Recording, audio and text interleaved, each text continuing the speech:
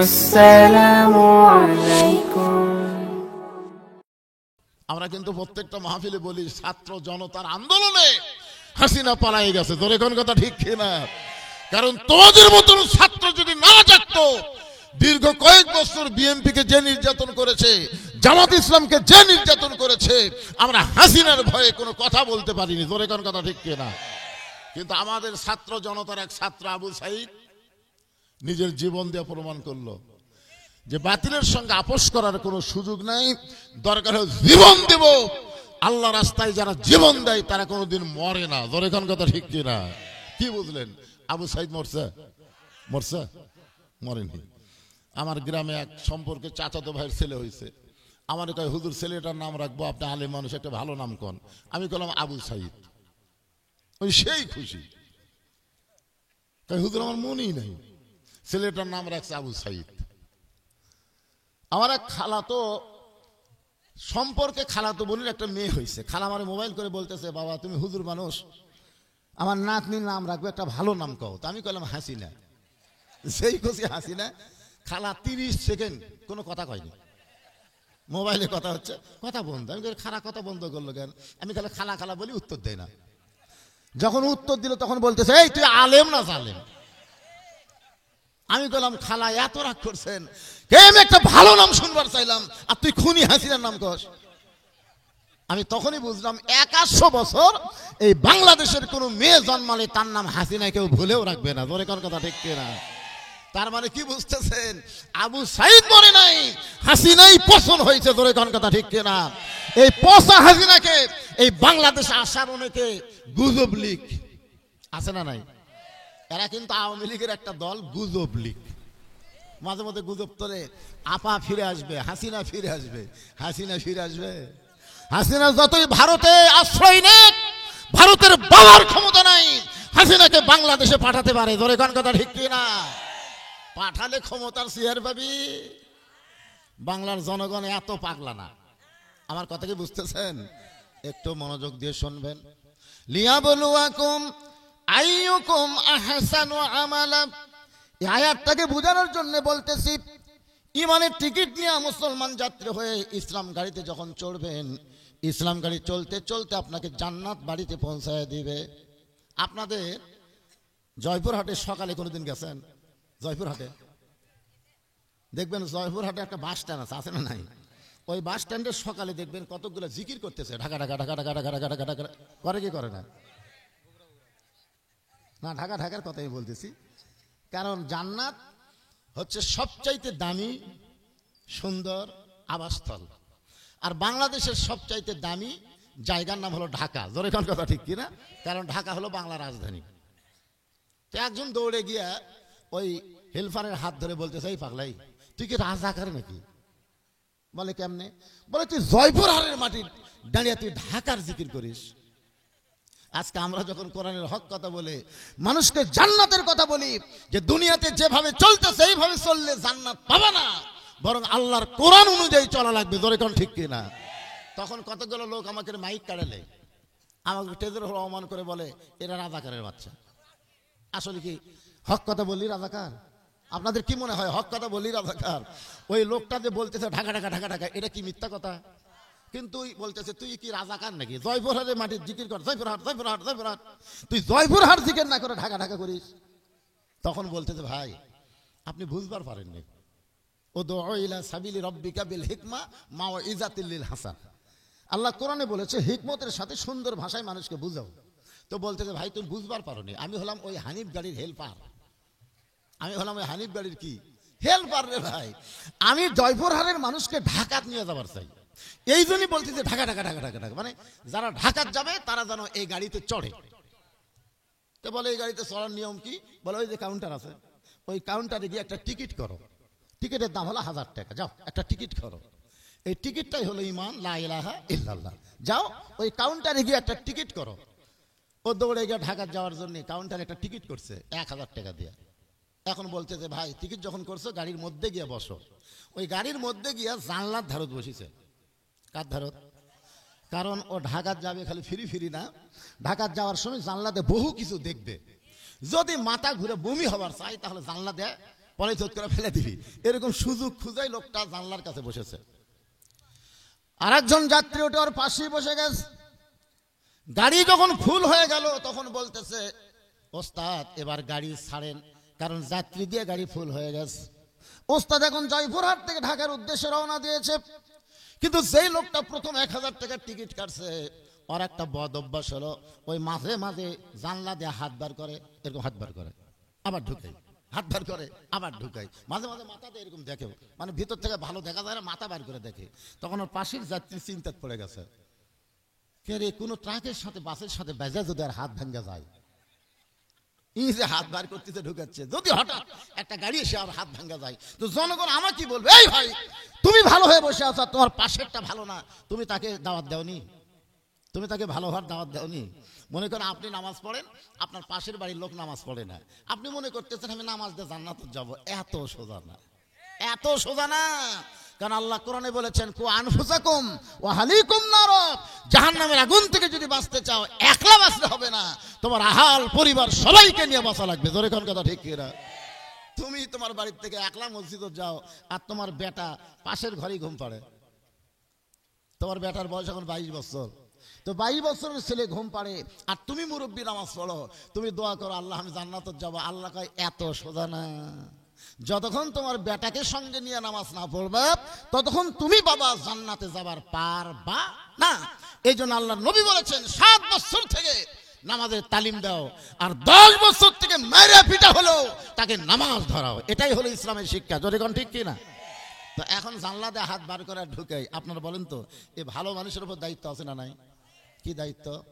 আল্লাহ কোরআনে বলেন, এই ভাইরা বসেন বসেন বসেন, ও আসিনা বক্তা হলে খাড়ায় থাকা লাগে, ও আসিনা বক্তা যে ও ষাটে কি ষাটে না, কিছুক্ষণ খাড়াই থেকে শুনবো, না ষাটলে চলে যাবো, আমি কেউ আসি না, জীবনে আমাকে দেখেনি তারপর আমার ওয়াজ প্রতিদিনে শোনে, কি বুঝতেছেন? তার মানে আপনারা শুনে শুনে হাফেজ হয়ে গেছেন।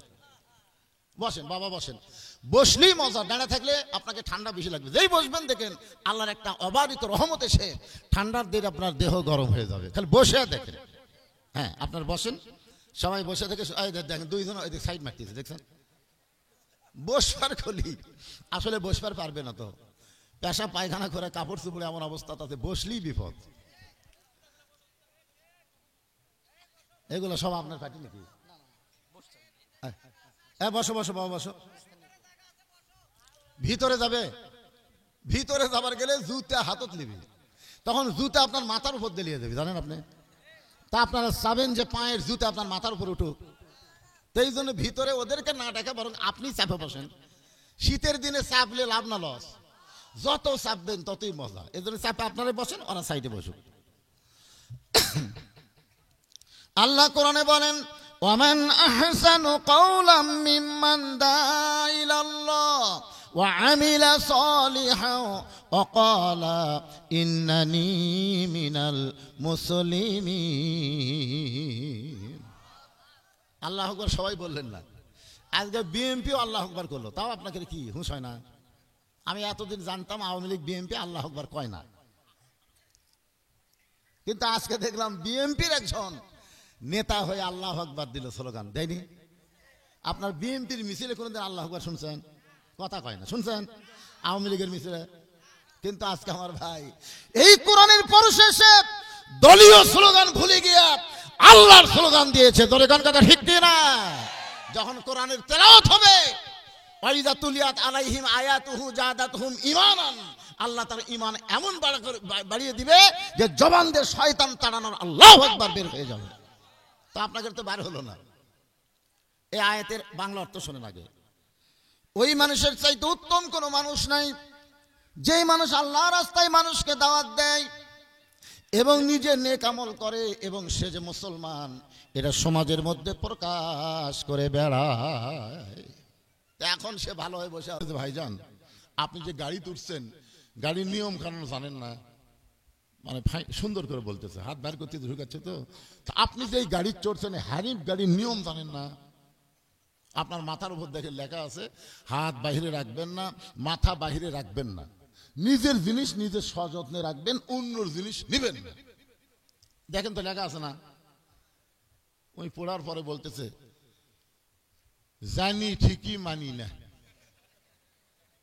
মানে লেখা আছে ওটা জানে কিন্তু মানি না। জানি ঠিকই মানি না, মানার দল করি না। এই বাংলাদেশে যারা মানার ওয়াজ করে আমি তাদের দুই চোখকে দেখবার পারি না। কি বলতেছে? হাত বাইরে রাখা যাবে না, মাথা বাইরে রাখা যাবে না, নিজের জিনিস নিজের সযত্নে রাখবেন, অন্যের জিনিস নিবেন না, এগুলো সবই আমি জানি ভাই, কিন্তু মানি না রে। এই বাংলাদেশে যারা মানবার বলে তাদেরকে আমি দুই চোখকে দেখবারও পারি না। তখন এই লোকটা চিন্তা করতেছে, আল্লাহ এর হাত ভাঙ্গাই ভালো, কারণ জানে ঠিকই মানে না। বাংলাদেশে কে জানে না নামাজ না পড়লে জাহান্নামে যাওয়া লাগবে? কে জানে না? কোন আপনারা জানেন না? আল্লাহ রাসূল বলেছেন, মান তারাকা সালাতু মুতাম্মিদান ফাকাত কাফারা। ইচ্ছা করে একটা ওয়াক্ত নামাজ যারা বাদ দিবে, ইচ্ছা করে একটা ওয়াক্ত, ফাকাত কাফারা, সে আল্লাহর সঙ্গে কুফরি করলো। বাইনাল আবদি ওয়াল কুফরি তারকুস সালাত। বান্দার কাফের মধ্যে পৃথক করার জিনিসটার নামই হলো নামাজ।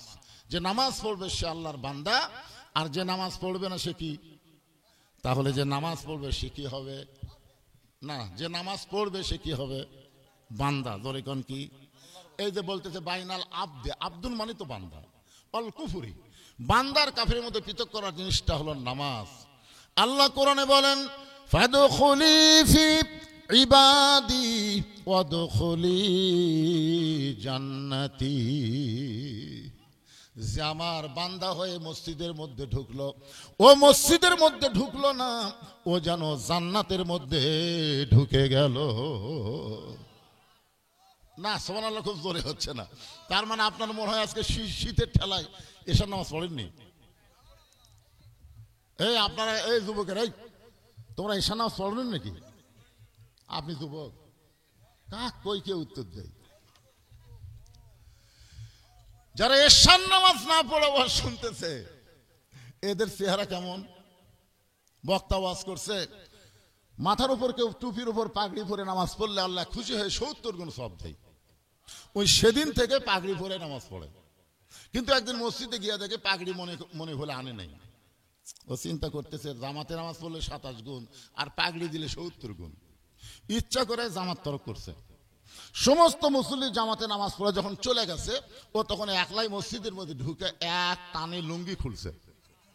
লুঙ্গি খুলে আড়াআড়ি ভাঁজ দিয়া ওইটা মাথার পাগড়ি বাঁধছে।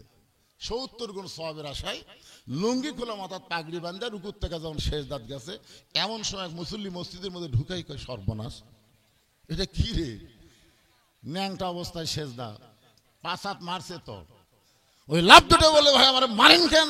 বলে মারার কারণ হলো তো লুঙ্গি। বলে আপনার চোখ নাই, লুঙ্গি আমার মাথায়। তো পরে লুঙ্গি মাথায় কেন? বলে সওয়াবের আশায়। পাগড়ি পরে নামাজ পড়লে 70 গুণ সওয়াব হয়, এই জন্য লুঙ্গি খুলে মাথার পাগড়ি পরছি ভাই। লোকটা বলে, পাগল, লুঙ্গি পরা হলো ফরজ আর পাগড়ি পরা হলো সুন্নত। আপনার বলেন তো এশার নামাজ পড়া কি আর ওয়াজ শোনা মুস্তাহাব? এখন আমার সঙ্গে বলেন, এশার নামাজ বাদ দিয়া যারা ওয়াজ শুনতেছে তারা লুঙ্গি খুলিয়া মাথায়, দেখেন তো কে কে কয় না, দেখেন তো। যারা এশার নামাজ পড়ছেন আপনাদের বলতে কোনো সমস্যা আছে? আর যারা পড়েনি তারকে মুখ বন্ধ হয়ে থাকবে, এই সময় খালি কান ফালাবে না। দেখেন তো কে কে বলে, কে কে বলে না। এশার নামাজ বাদ দিয়া যারা ওয়াজ শুনতেছে, এশার নামাজ বাদ দিয়া যারা ওয়াজ শুনতেছে তারা লুঙ্গি খুলিয়া মাথায় পাগড়ি পরেছে। মসজিদের উন্নয়ন বলতে মসজিদ খালি টাইলস মাইলস দিয়ে সুন্দর করে না, মসজিদের উন্নয়ন হল মুসল্লি কালেকশন করা। জোরে কোন কথা ঠিক কি না? আপনি কি মনে করছেন আল্লাহর ঘরের ছাদ হয়েছে সে আল্লাহর ঘর হবে না? আপনারা 1 টাকাও যদি না দেন, আল্লাহর কোন এক বান্দাকে আল্লাহ এই মসজিদের জন্য কবুল করবে। জোরে কোন ঠিক কি না? হ্যাঁ, আমাদের মাঠডালির মোড়ে ঢাকা থেকে এক ব্যবসায়ী গেছিল রংপুরে, বুঝলেন তো। ওই জায়গায় আসরের সময় হয়েছে। তো এখন বলতেছে, ভাই এখানে কোনো মসজিদ আছে?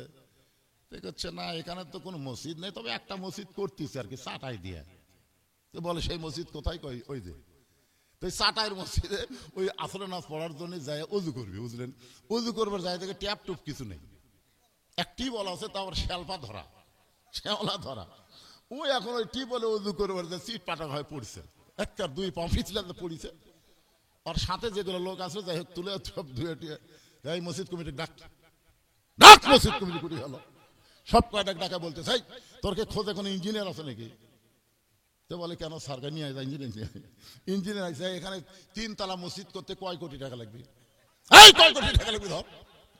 এর সাথে সাথে আর একে মোবাইল করছে, ওখানে মোবাইল করে টাকা নিয়ে আসে ইট সিমেন্ট রড যা লাগে 3 তলা মসজিদ এক ব্যক্তি 3 মাসের মধ্যে করে দিছে। ধরে এখন সুবহানাল্লাহ। এলাকার লোককে স্বপ্ন দেখলাম নাকি কি হলো? আসার পড়ার কারণে মসজিদ হয়ে গেল। তা আপনার মনে করতেছেন যে মসজিদ হবে না? কি মনে হচ্ছে মসজিদ হবে না? অবশ্য আল্লাহর কোন বান্দা আছে আল্লাহ তার জন্য জান্নাতে একটা ঘর বানাবে, যে দুনিয়াতে আল্লাহর ঘর মসজিদ বানাবে। জোরে কোন কথা ঠিক কি না? কিন্তু সমস্যা হলো নামাজ। নামাজ এই টুপি পরা সবাইকে নামাজ পড়ে, এইটা হলো সমস্যা। খালি জুম্মার দিনে জুম্মা মারলে হবে না, 5 ওয়াক্ত নামাজ মসজিদে পড়া লাগবে। জোরে কোন কথা ঠিক কি না? একটু মনোযোগ দিয়ে শুনবেন। লোকটা বলতেছে জানি ঠিকই মানি না, মানার দল করি নাই। বাংলাদেশে যারা মানবার বলে তাদেরকে 2 চোখকে দেখবার পারি না। তখন সহযাত্রী চিন্তা করে আর হাত ভাঙ্গুক, কেন জানার পরেও যখন মানে না আর হাত ভাঙ্গাই ভালো। কিন্তু লোকটা খুব চালাক, বুঝলেন, একে হাত দেয় মাথা বার করে সেই গাড়ি থেকে ওর ভিতরে ঢুকায়। এই দৃশ্য কন্ট্রাক্টর চোখত পড়ছে। কন্ট্রাক্টর, গাড়ির কন্ট্রাক্টর আছে না নাই? তো কন্ট্রাক্টর এসে বলতেছে কে রে ভাই, তুমি সুন্দর হয়ে বসে আছো আর তোমার পাশের লোকটা বেসাইজ হয়ে বসে আছে, এই তুমি কি দাওয়াত দাওনি, কিভাবে বসা লাগবে, এই বসার কথা তুমি কি একটু বলনি? বলতেছে ভাই আমি বলেছি, কিন্তু ও বলতেছে জানি ঠিকই মানি না, মানার দল করি না। এখন কি করবে? বলার পরে যদি না মানে আমার আর দায়িত্ব আছে? তখন বলতেছে ভাই জান, যেইভাবে বলা দরকার ছিল তুমি সেইভাবে বলতে পারো নাই। কন্ট্রাক্টর বলতেছে যেইভাবে বলার দরকার ছিল তুমি সেইভাবে বলতে পারো নাই। আবু জেহেলের কাছে আল্লাহর নবী 400 বার কলেমার দাওয়াত নিয়ে গেছে। কয়শো বার? প্রত্যেকবারই আবু জেহেল নবীর সঙ্গে খারাপ ব্যবহার করছে। নবীকে বলছে আল্লাহ আবু জেহেলকে দাওয়াত দিলাম, দাওয়াত গ্রহণ করলো না, এক জাহান্নাম দাও, এ কথা আল্লাহ নবী কইছে। পরের দিন আবার গেছে। আল্লাহ বলতে হাবিব আবার যাচ্ছেন, তো আমার কাজ হলো দাওয়াত দেওয়া, আপনার কাম হলো হেদায়েত দেওয়া। নবীর কাম কি? দাওয়াত দেওয়া। আর আল্লাহর কাম কি? তুমি যেইভাবে বলার দরকার সেইভাবে বলতে পারো নাই। প্রতিদিন বলে চলো মসজিদে যাই, ও তখন রাগ করে বলে তুই নামাজ পড়েও যা, আমি না পড়েও যাই। প্রতিদিন বলে চলো ভাই মসজিদে যাই, ও বলে তুই নামাজ পড়াও যা, আমি না পড়াও তাই। লোকটা চিন্তা করে প্রতিদিন নামাজের দাওয়াত দেয়, কিন্তু লোকটা নামাজের দাওয়াত গ্রহণ করে না। হঠাৎ একদিন 5 বিবি বাজারে দেখে ওই বেনামাজি ঘুরতেছে। আসরের নামাজ হলো 4টার সময়। ধরে কোন কয়টার সময়? 3:30টার সময়। তো বলতেছে চলেন ভাই। লোকটা বলে পাগল, এখনো নামাজের আযান দেয় নাই, তুমি কোথায় যাবার বলো? বলতেছে এতদিন ভুল করে নামাজের দাওয়াত দিছি, আজকের নামাজের দাওয়াত দেব না, আজকে তোমার চা খাওয়ার দাওয়াত। কি খাওয়ার দাওয়াত? বেনামাজি কয় কে রে, তুই নামাজ ছাড়া আবার অন্য দাওয়াতও জানিস? বলে ভাই তোমাকে আর জীবনে আমি নামাজের দাওয়াত দেবো না, আজকে তোমাকে একটু নিয়ত করছি, চা খেলাম, চলো। তো চা স্টল নিয়ে যায়, বলতেছে ভাই পেঁয়াজি দাও, নিমকি দাও, জিলেপি দাও। বলে এত কেন ভাই? বলে নিয়ত করেছি 50টাই খেলাম রে, তুই আমার ভাই না, তো খিলালে তো আমার সমস্যা নাই। খাওয়াতে খাওয়াতে যখন 40 টাকা খাওয়া হয়েছে, এমন সময় 5 বিবি কেন্দ্রীয় মসজিদে আসরের আযান দিছে। 40 টাকা যখন খাওয়ানো হয়েছে তখন নামাজের আযান দিয়েছে। এবার বলতেছে ভাইজান, মুয়াজ্জিন যখন আযান দেয় তখন মুসলমান আর বাইরে থাকতে পারে না। তোমাকে আমি 50 টাকা নিয়ত করেছিলাম, 40 খাওয়াতে যখন আযান দিল তুমি বসে থাকো, মাত্র 10 মিনিট সময় লাগবে, তারপর আবার আইসা তোমাকে 10 টাকার চা খাওয়াবো। ভাইজান একটু বসে থাকো ভাই, আমি এখানে নামাজ পড়ে আসতেছি। বেনামাজি বলতেছে তুই একলা যাবি, আমাকে বলবি না? এর আগে বহুদিন কইছি ভাই, আগে কইছিস খালি খালি, আজকে আমার পিছনে টাকা খরচ করছিস খালি, কয়া দেখ। তুই কি মনে করিস আমার বিবেকে কুত্তা পেশাব করছে? কয়া দেখ, আল্লাহর জন্য না হোক রে, তোর জন্য 1 ওয়াক্ত নামাজ পড়া যাবে না? যে আমার পিছনে 40 টাকা খরচ করে আরো 10 টাকা খরচ করবি, তার জন্য কি 1টা ওয়াক্ত নামাজ পড়া পারবো না? তখন বলতেছে আল্লাহ আল্লাহ আল্লাহ, এতদিন দাওয়াত দিয়ে কাম হয়নি, আজকে হেকমতে কাম হবে ইনশাআল্লাহ। তাহলে চলো ভাই মসজিদের কাছে গিয়ে বলতেছে, এতদিন নামাজের কথা বললি, তুমি যে রাগ করো, আজকে তোমাকে ওযু করা লাগবে। নামাজের কথা বললি তুমি যে খেপা দাও, আর এই শীতের দিনে ওযু করার কথা বললে তুমি তো ডবল খেপবে। তখন বলে, ভাই তুই যদি গোসল করবার কোস আমি তাও করবো, আজকের দিন তো অসুবিধা কি। তাহলে চলো ভাই ওযু করি।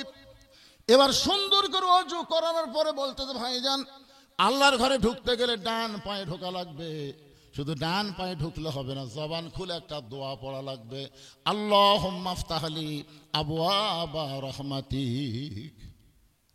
আপনারা যখন মসজিদে ঢোকেন কোন পায়ে ঢোকেন? ডান পায়ে ঢুকতে হবে, জবান খুলে একটা দোয়া পড়া লাগবে। এই দোয়াটার কি বাংলা অর্থ জানেন? জানেন না? এই জন্যই তো মসজিদের যা ঘুম ধরে। যদি ঘুম না ধরে ছটফটানি ব্যারাম ধরে, খালি বারবার ঘড়ি দেখে, একবার হাতের ঘড়ি একবার দেওয়ালের ঘড়ি। 3-4 বার দেখার পরে সাইডের লোক বলতেছে, কে ভাই কয় মিনিট আছে? তো কয় এখনো 4 মিনিট ভাই। আজ ঘড়ি লড়তেছে না ভাই, আজ ঘড়ি লড়তেছে না। অথচ মসজিদ থেকে বের হয়ে চাষটলে 1 ঘন্টা আড্ডা মারে, একবার ঘড়ি দেখে না। জোরে কোন কথা ঠিক না? এই দোয়ার যে অর্থ জানেন না ভাই? এই দোয়ার বাংলা অর্থ হলো, আল্লাহ রহমতের দরজা দিয়া তোমার ঘরের মধ্যে ঢুকতেছি, যতক্ষণ এই দোয়া পড়ে আপনি ঢুকবেন, যতক্ষণ আল্লাহর ঘরে থাকবেন, আল্লাহ তাআলা অবারিত রহমত আপনার উপর বর্তায়া দিবে। দোয়া পড়ে বেনামাজিকে বারান্দার থুয়াই, ওই লোকটা সামনে কাতারে গেছে, যাই বলতেছে, আল্লাহ আমার কাম হলো দাওয়াত দেওয়া, আর তোমার কাম হলো হেদায়েত দেওয়া। আমি এতদিন খালি খালি নামাজের কথা বলছি, যে গরম, আজকে 40 টাকা খরচ করছে, আরো 10 টাকা কর্ম। এই লোকটা খরচের কারণে মসজিদের মধ্যে ঢুকছে, আল্লাহ তো আমার কাম হলো দাওয়াত দিয়ে, আমি দাওয়াত যেভাবে হোক দিয়ে ওকে মসজিদের মধ্যে ঢুকেছি। এখন তোমার কাম হলো হেদায়েত দেওয়া, আমার দায়িত্ব শেষ, এখন তোমার দায়িত্ব শুরু। আল্লাহর উপর দায়িত্ব দিয়ে লোকটাকে দিয়ে বলে, ভাইজান আসো নামাজ পড়ি। সামনে কাতারে গিয়ে নামাজ পড়া শেষ, যেই মাত্র ইমাম সাহেব সালাম ফিরাইছে, লোকটা তাকায় দেখে, নামাজি তাকায় দেখে বেনামাজি কাঁদতেছে।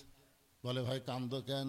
বলে, নামাজের মধ্যে এত শান্তি, আগে যদি জানতাম আমি নামাজ ছাড়া কোনোদিন বাহিরে থাকতাম না। হেদায়েত দেওয়ার মালিককে। চলো ভাই মসজিদ থেকে বাইরে যাই, আরো 10 টাকার চা খাওয়াবো, আরো 10 টাকা তোমাকে খাওয়াবো, চলো যাই। বলে, ভাইজান আজকে আল্লাহর ঘরের মধ্যে যে শান্তি পাইছি, এই শান্তি দুনিয়ার কোনো জায়গায় নাই। আপনার বলেন তো, নামাজের মধ্যে শান্তি আছে না নাই? আছে। একদিন হযরত আলী বলতেছি, ইয়া রাসূলুল্লাহ আপনি 10 জন সাহাবীকে জান্নাতের সার্টিফিকেট দিলেন, তার মধ্যে আমি আছি। আল্লাহ রাসূল বলে, আলী তুমি কি শোনো নাই? এই সার্টিফিকেট আমি দেইনি, এই সার্টিফিকেট দিয়েছে আল্লাহ। জোরে কোন কে দিয়েছে? 1 নম্বর হলো আবু বকর, 2 নম্বর ওমর, 3 নম্বর ওসমান, 4 নম্বর আলী, 5 নম্বর আব্দুর রহমান ইবনে আউফ, 6 নম্বর জুবাই, 7 নম্বর তালহা, 8 নম্বর সাদ ইবনে আবি ওয়াক্কাস, 9 নম্বর আবু সাইদ, আর 10 নম্বর হলো ওবাদা ইবনুল জাররা। আলী বলতেছে, নবী গো তাহলে 4 নম্বরে আমি আছি। রাসূল বলেন, আলী রে আল্লাহ তোমাকে দুনিয়াতে জান্নাতের সার্টিফিকেট দিয়েছে।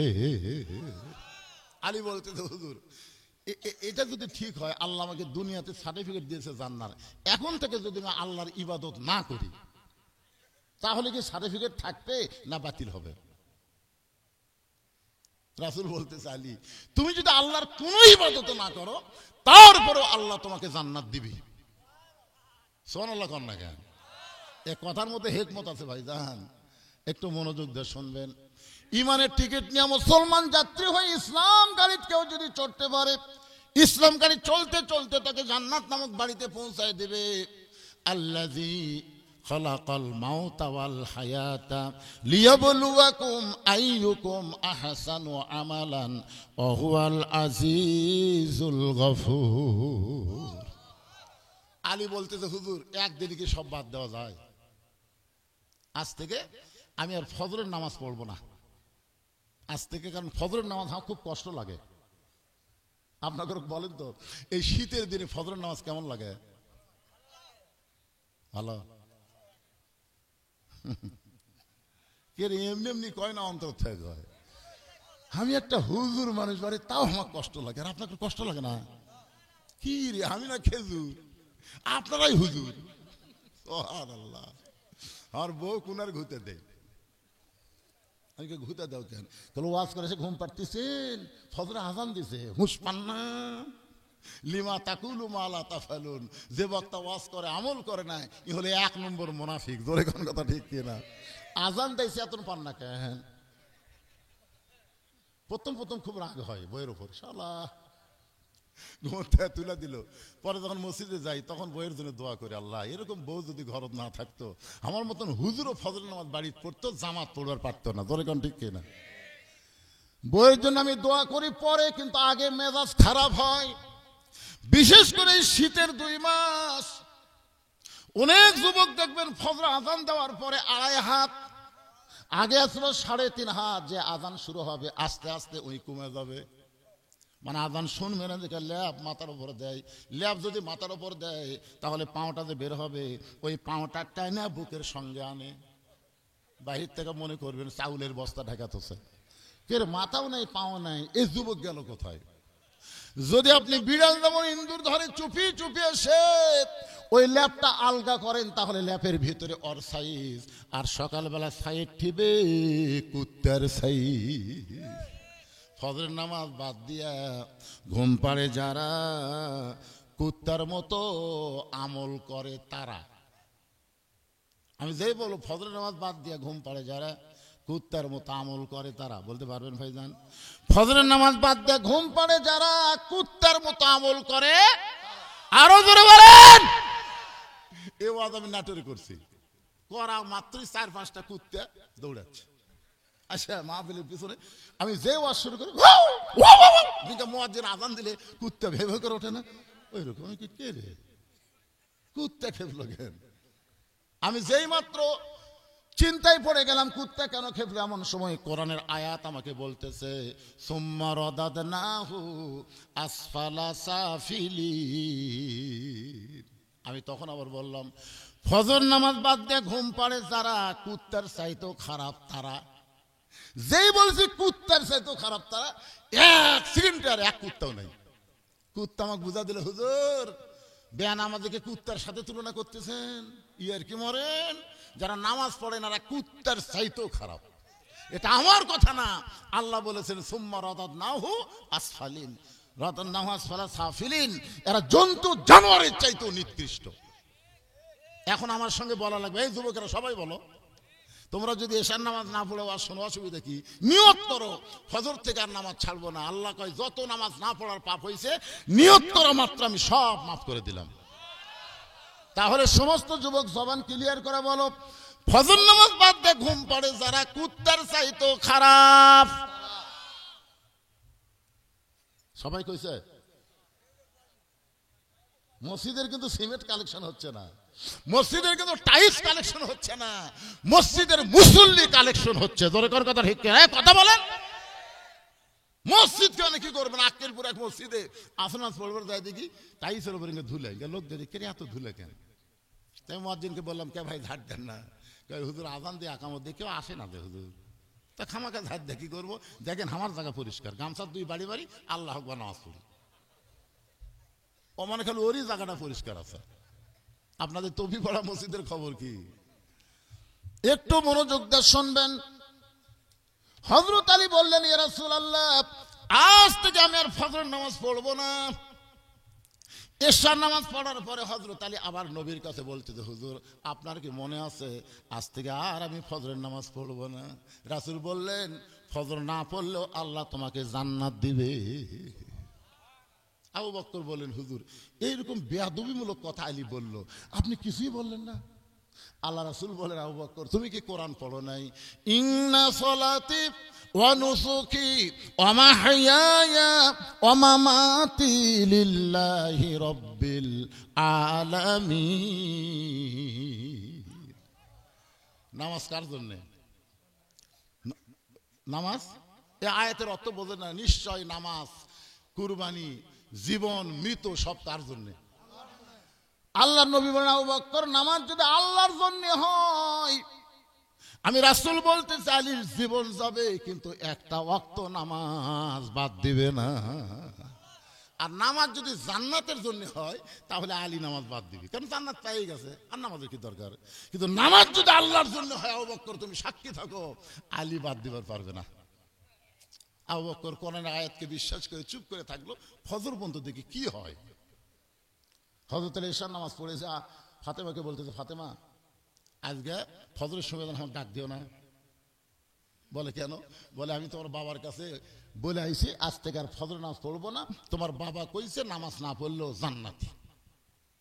ফাতেমা মুসকে মুসকে হাসি আর কয়, যে আল্লাহর বান্দা তাহাজ্জুদের নামাজ পড়ে তাই ফজর পড়বি না?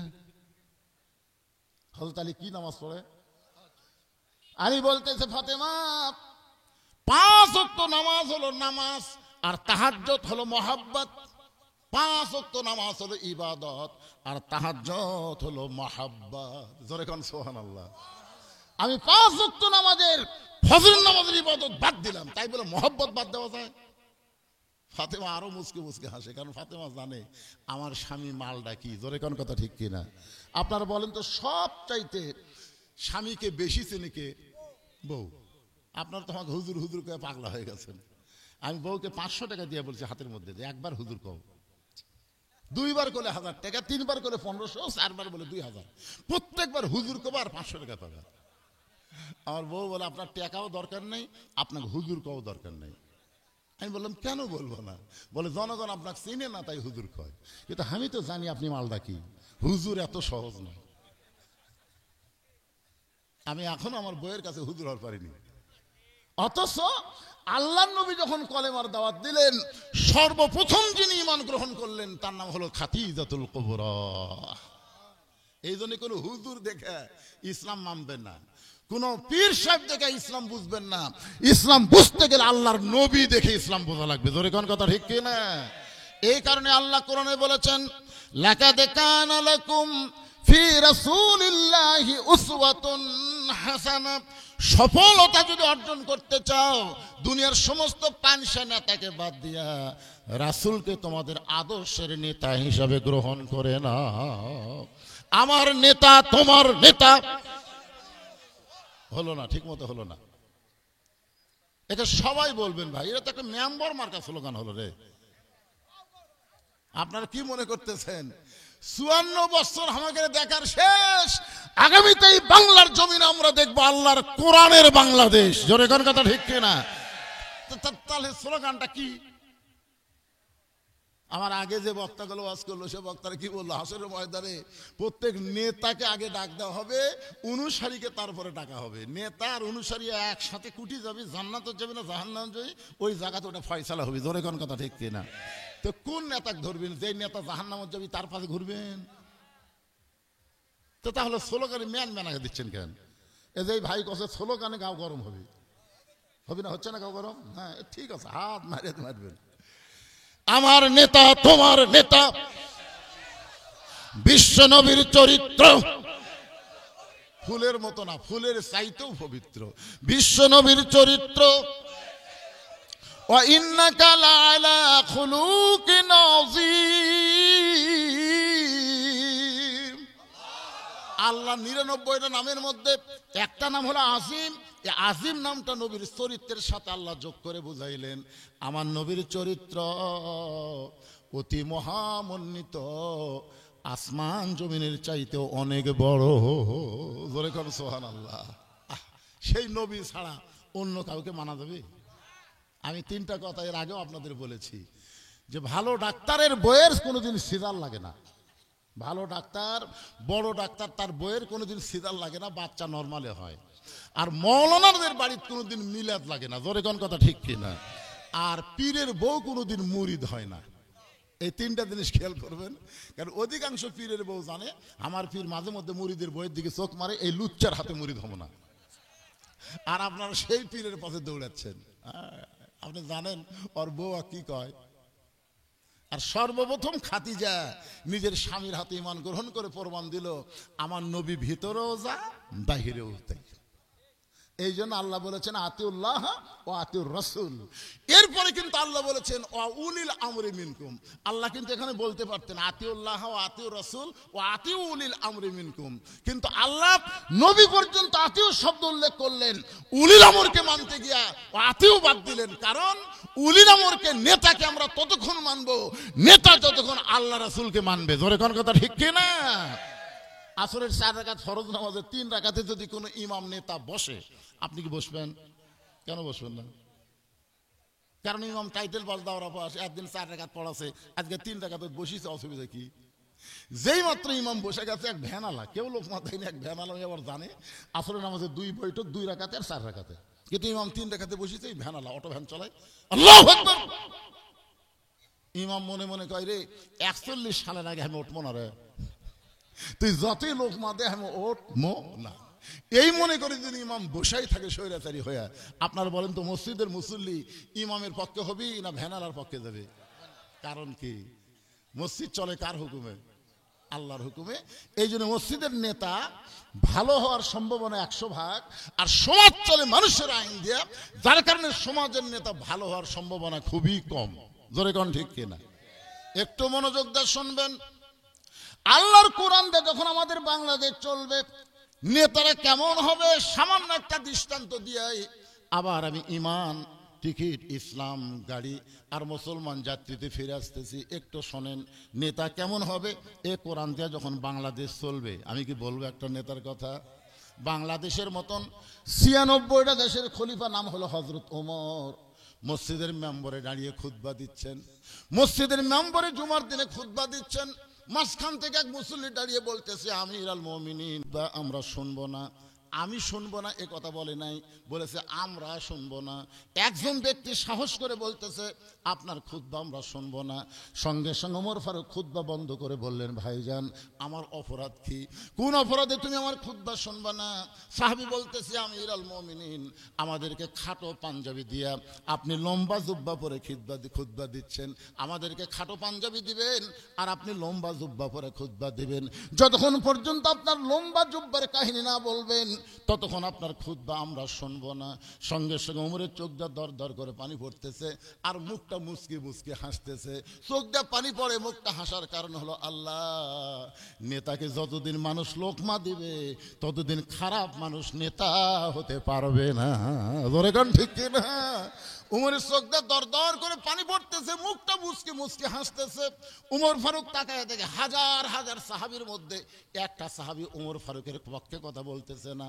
এমন সময় আব্দুল্লাহ ইবনে ওমর বাবার পাশে দাঁড়ায় বলে, রে নবীর সাহাবীরা, আমার বাবার লম্বা জুব্বা দেখে তোমরা লোকমা দিয়া খুতবা বন্ধ করে দিলা। তোমরা তাকায় দেখো তোমাদের পরনে খাটো পাঞ্জাবি হলেও নতুন কাপড় পরে নামাজ পড়তে আইছো, কিন্তু আমার পরে নতুন কোনো কাপড় নাই, আমার পরে নতুন কোনো কাপড় নাই। ওসমান গনি বলে, আব্দুল্লাহ আজকে জুমার দিনে নতুন কাপড় না পরে তুমি পুরাতন কাপড় কেন পরলে? আব্দুল্লাহ বলতেছে, আমি যদি নতুন কাপড় পরতাম তাহলে আমার বাবার গায়ের জুব্বা লম্বা হতো না। আব্দুল্লাহ বলে, রে নবীর সাহাবীরা, যেদিন থেকে আমার বাবা মদিনার খলিফা হয়েছে সেদিন থেকে তোমরা আরামে ঘুম পাড়তেছো, অথচ আমার বাবার চোখে ঘুম নাই। সুবহানাল্লাহ না খান। কোরআন দিয়ে যখন বাংলাদেশ চলবে তখন সাধারণ মানুষ ঘুম পাড়বে, নেতার চোখে ঘুম থাকবে না। জোরে কোন কথা ঠিক কি না? কারণ নেতা জবাবদিহি দুর্নীতি দমন ব্যুরোর কাছে করবে না, নেতার জবাব হবে আমার আল্লাহর কাছে। জোরে কোন কথা ঠিক কি না? একদিন গভীর রাত্রে ওমর ফারুক যখন বের হচ্ছে, বউ বলতেছে আজকে আপনাকে নিয়ে আমি ঘুম পাড়বো, বারান কোথায়? বলে, তুমি জানো না বিবি, ফোরাতের কুলে একটা কুত্তা যদি না খেয়ে মরে হাসরের ময়দানে আল্লাহ ওমরকে ছাড়বে না। এতদিন স্বামী ছিলাম, আমি তোমাকে যথেষ্ট সময় দিয়েছি, এখন মদিনার খলিফা হয়েছি আর সময় দেওয়া যাবে না। প্রজাগুলো মানুষগুলো কিভাবে আছে নিজের চোখে আমাকে দেখা লাগবে। জোরে কোন সুবহানাল্লাহ। নিজের চোখে দেখতে গিয়ে দেখে মরুভূমির মধ্যে একটা তাঁবু টাঙ্গানো, তাঁবুর মধ্যে কি যেন হচ্ছে। ওমর ফারুক তাঁবুর নিকটে গিয়ে শুনতে পাইলেন দুইটা বাচ্চা মা মা বলে কাঁদতেছে, আর মা বলতেছে গোস্ত সিদ্ধ হলেই তোমাদেরকে খাবার দিব। বাবা একটু ধৈর্য ধরো, গোস্ত সিদ্ধ হলেই তোমাদেরকে খাবার দিব। ওমর ফারুক চিন্তায় পড়ে গেলেন, দুম্বার গোস্ত হলে 8 ঘন্টা লাগবে, উটের গোস্ত হলে বড় জোর 1 ঘন্টা লাগবে, এত গভীর রাত হয়ে গেল এখন পর্যন্ত গোস্ত সিদ্ধ হয় না। এবার লোকমা দিয়ে বলতেছে, মা তোমার কলিজার মধ্যে কি দয়া নাই? তোমার 2টা বাচ্চা ক্ষুধার জ্বালায় কান্দে আর এখন পর্যন্ত তোমার গোস্ত সিদ্ধ হয় না, তুমি কেমন মা? মেয়েটা বলে, পথিক আমার বাড়ি হলো ইয়ামিন দেশে, আমি শুনতে পাইলাম মদিনার খলিফা ওমর অত্যন্ত ভালো মানুষ। খলিফা ওমর ভালো মানুষ জেনে আমার 2টা এতিম বাচ্চাকে এনে মদিনাতে আসলাম। বিকেল বেলায় ওমরের দরবারে গিয়ে দেখি এত মানুষের ভিড় ঠেলে একটা মহিলা আমার এতিমকে নিয়ে যাবার পারি নাই। আমি রাত্রেবেলা মদিনায় তাবু টাঙ্গাইছি, আগামীকাল আমার 2টা এতিমকে নিয়ে ওমরের দরবারে যাব। কিন্তু আমার 2টা এতিম এত কান্না কাঁদতেছে ক্ষুধার জ্বালায়, আমি মা হয়ে এদেরকে সান্ত্বনা কেমনে দিব? ও পথিক, আমি পাতিলে পাথর আর পানি দিয়া নিচে আগুন জ্বালতে বলতেছি, বাবা গোস্ত সিদ্ধ হলি তোমাদের খাবার দিব, কিন্তু আমার 2টা বাচ্চার এত খিদা লাগছে আমার গোস্ত সিদ্ধ হবে না, মনে হয় আজকে রাত আমার সন্তান আর বাঁচবে না।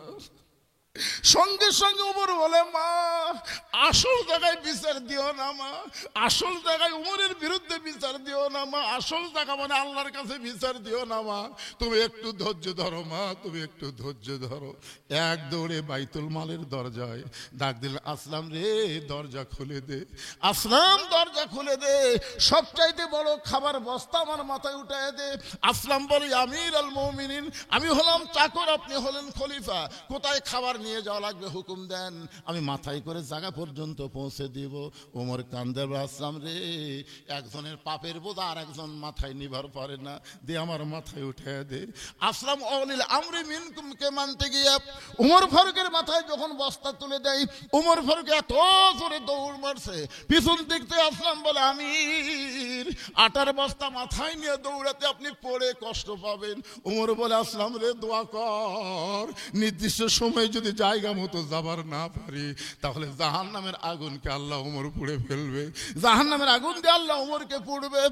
এক দৌড়ে তাবুর পাশে গিয়ে বললেন, মা ও মার দেরি করো না মা, রুটি হালুয়া তৈরি করো, রুটি হালুয়া তৈরি করে ওমর ফারুকের হাতে যখন মহিলাটা দেয়, ওমর ফারুক 2টা এতিম বাচ্চাকে 2 উড়াতে উপরে নিয়ে, আর আইতাল্লাযী ইউকাযযিবু বিদ্দীন ফাযালিকাল্লাযী ইয়াদুল ইয়াতীম ওয়ালা ইয়াহুদ্দু আলা তাআমিল মিসকিন।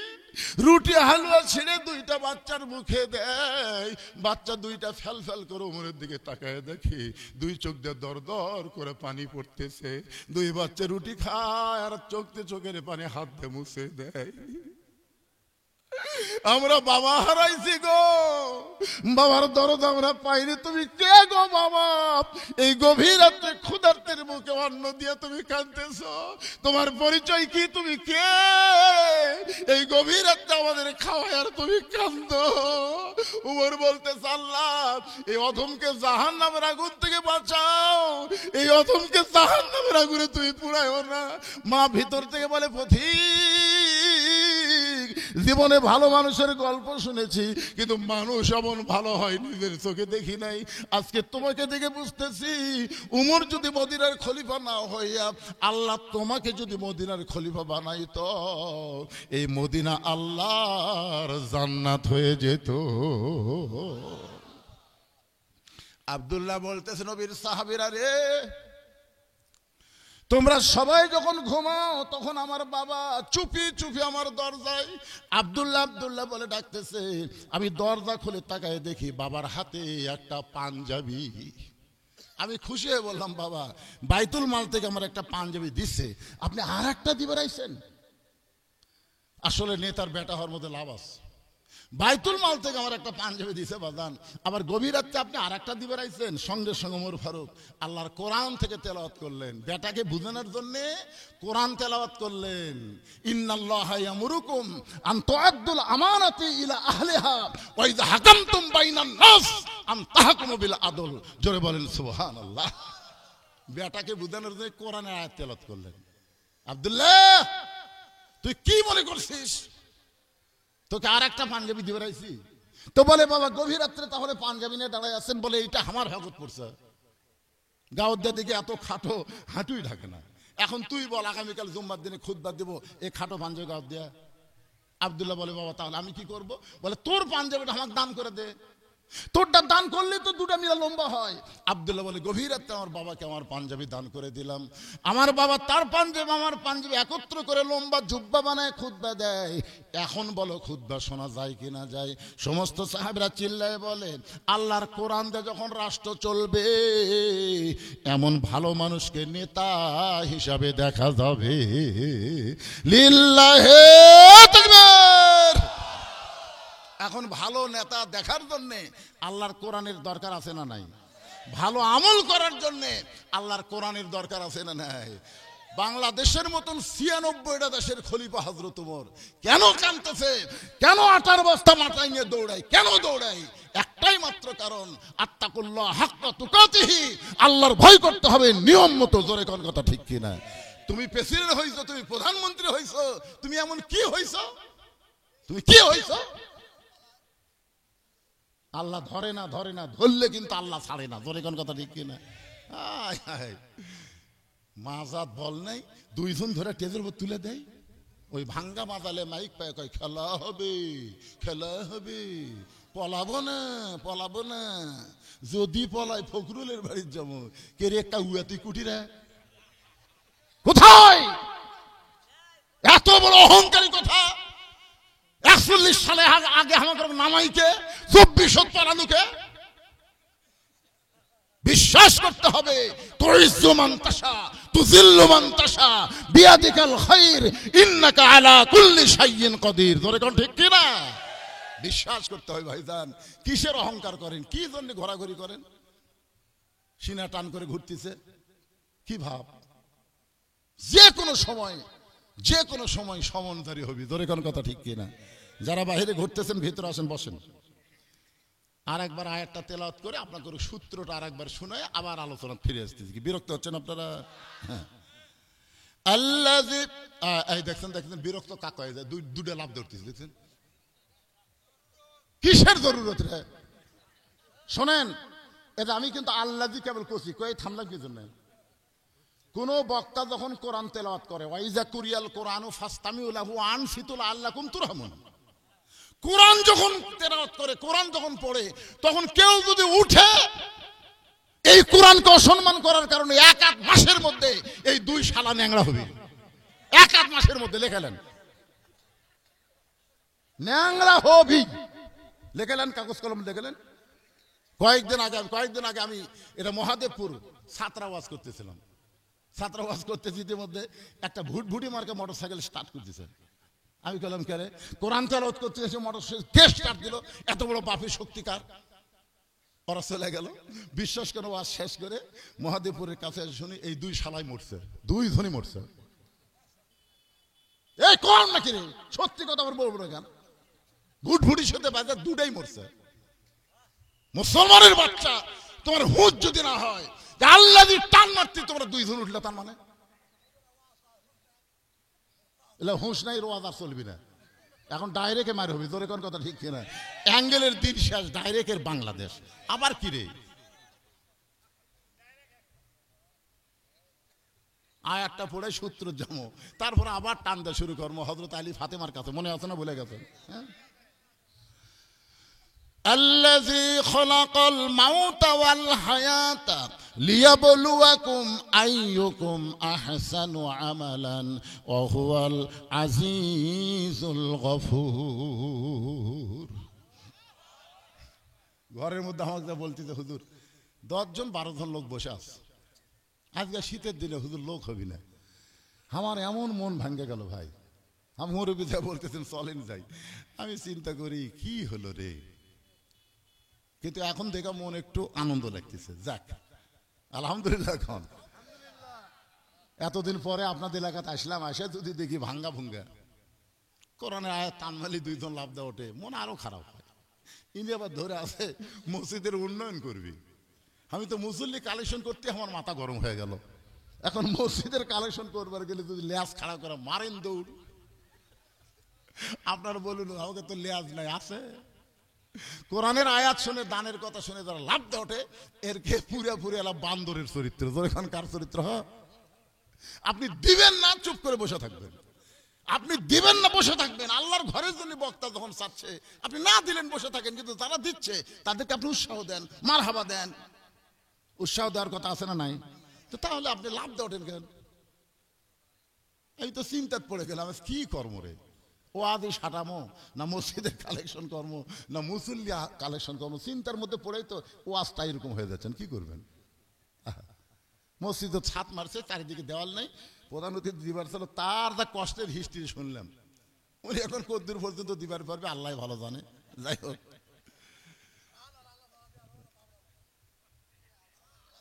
কি ভাই মাঝে মধ্যে লাভ দেওয়া ওঠে কেন? কি হলো? রাত খুব বেশি হয়নি, আমাকে লিয়ে আইছিল 9:30টার সময়। আমি মনে করছিলাম 11:30 পর্যন্ত ওয়াজ হবি। তো ওয়াজ মোটামুটি শুরু না করতে 11টা বেজে গেল। আমি এখানে ওয়াজ শুরু করে 1 ঘন্টা 5 মিনিট হয়েছে। আমি আরো 1 ঘন্টা ওয়াজ করলে আপনাকে সমস্যা আছে? কার কার সমস্যা নেই? আল্লাহ হাত দেখেন তো দেখি। কে কে হাত তুললো না? দেখেন তো কে কে হাত তুললো না। এই সমস্যা আমি বার করে নেবো।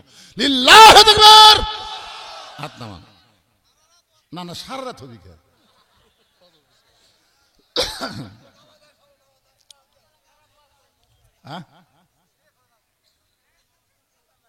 তা আপনারা কি মনে করছেন আমি সেই বক্তা?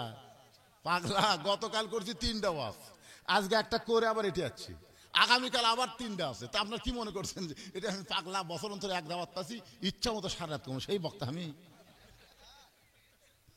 তবে যে ওয়াজটা ধরছি এইটা কমপ্লিট করা লাগবে। ধরে কোন ঠিক কিনা? হ্যাঁ, আপনাদের মধ্যে এমন কোন আল্লাহর পাগল আছে যে মসজিদের দেওয়াল করার জন্য 10টা বস্তা সিমেন্ট দিবেন?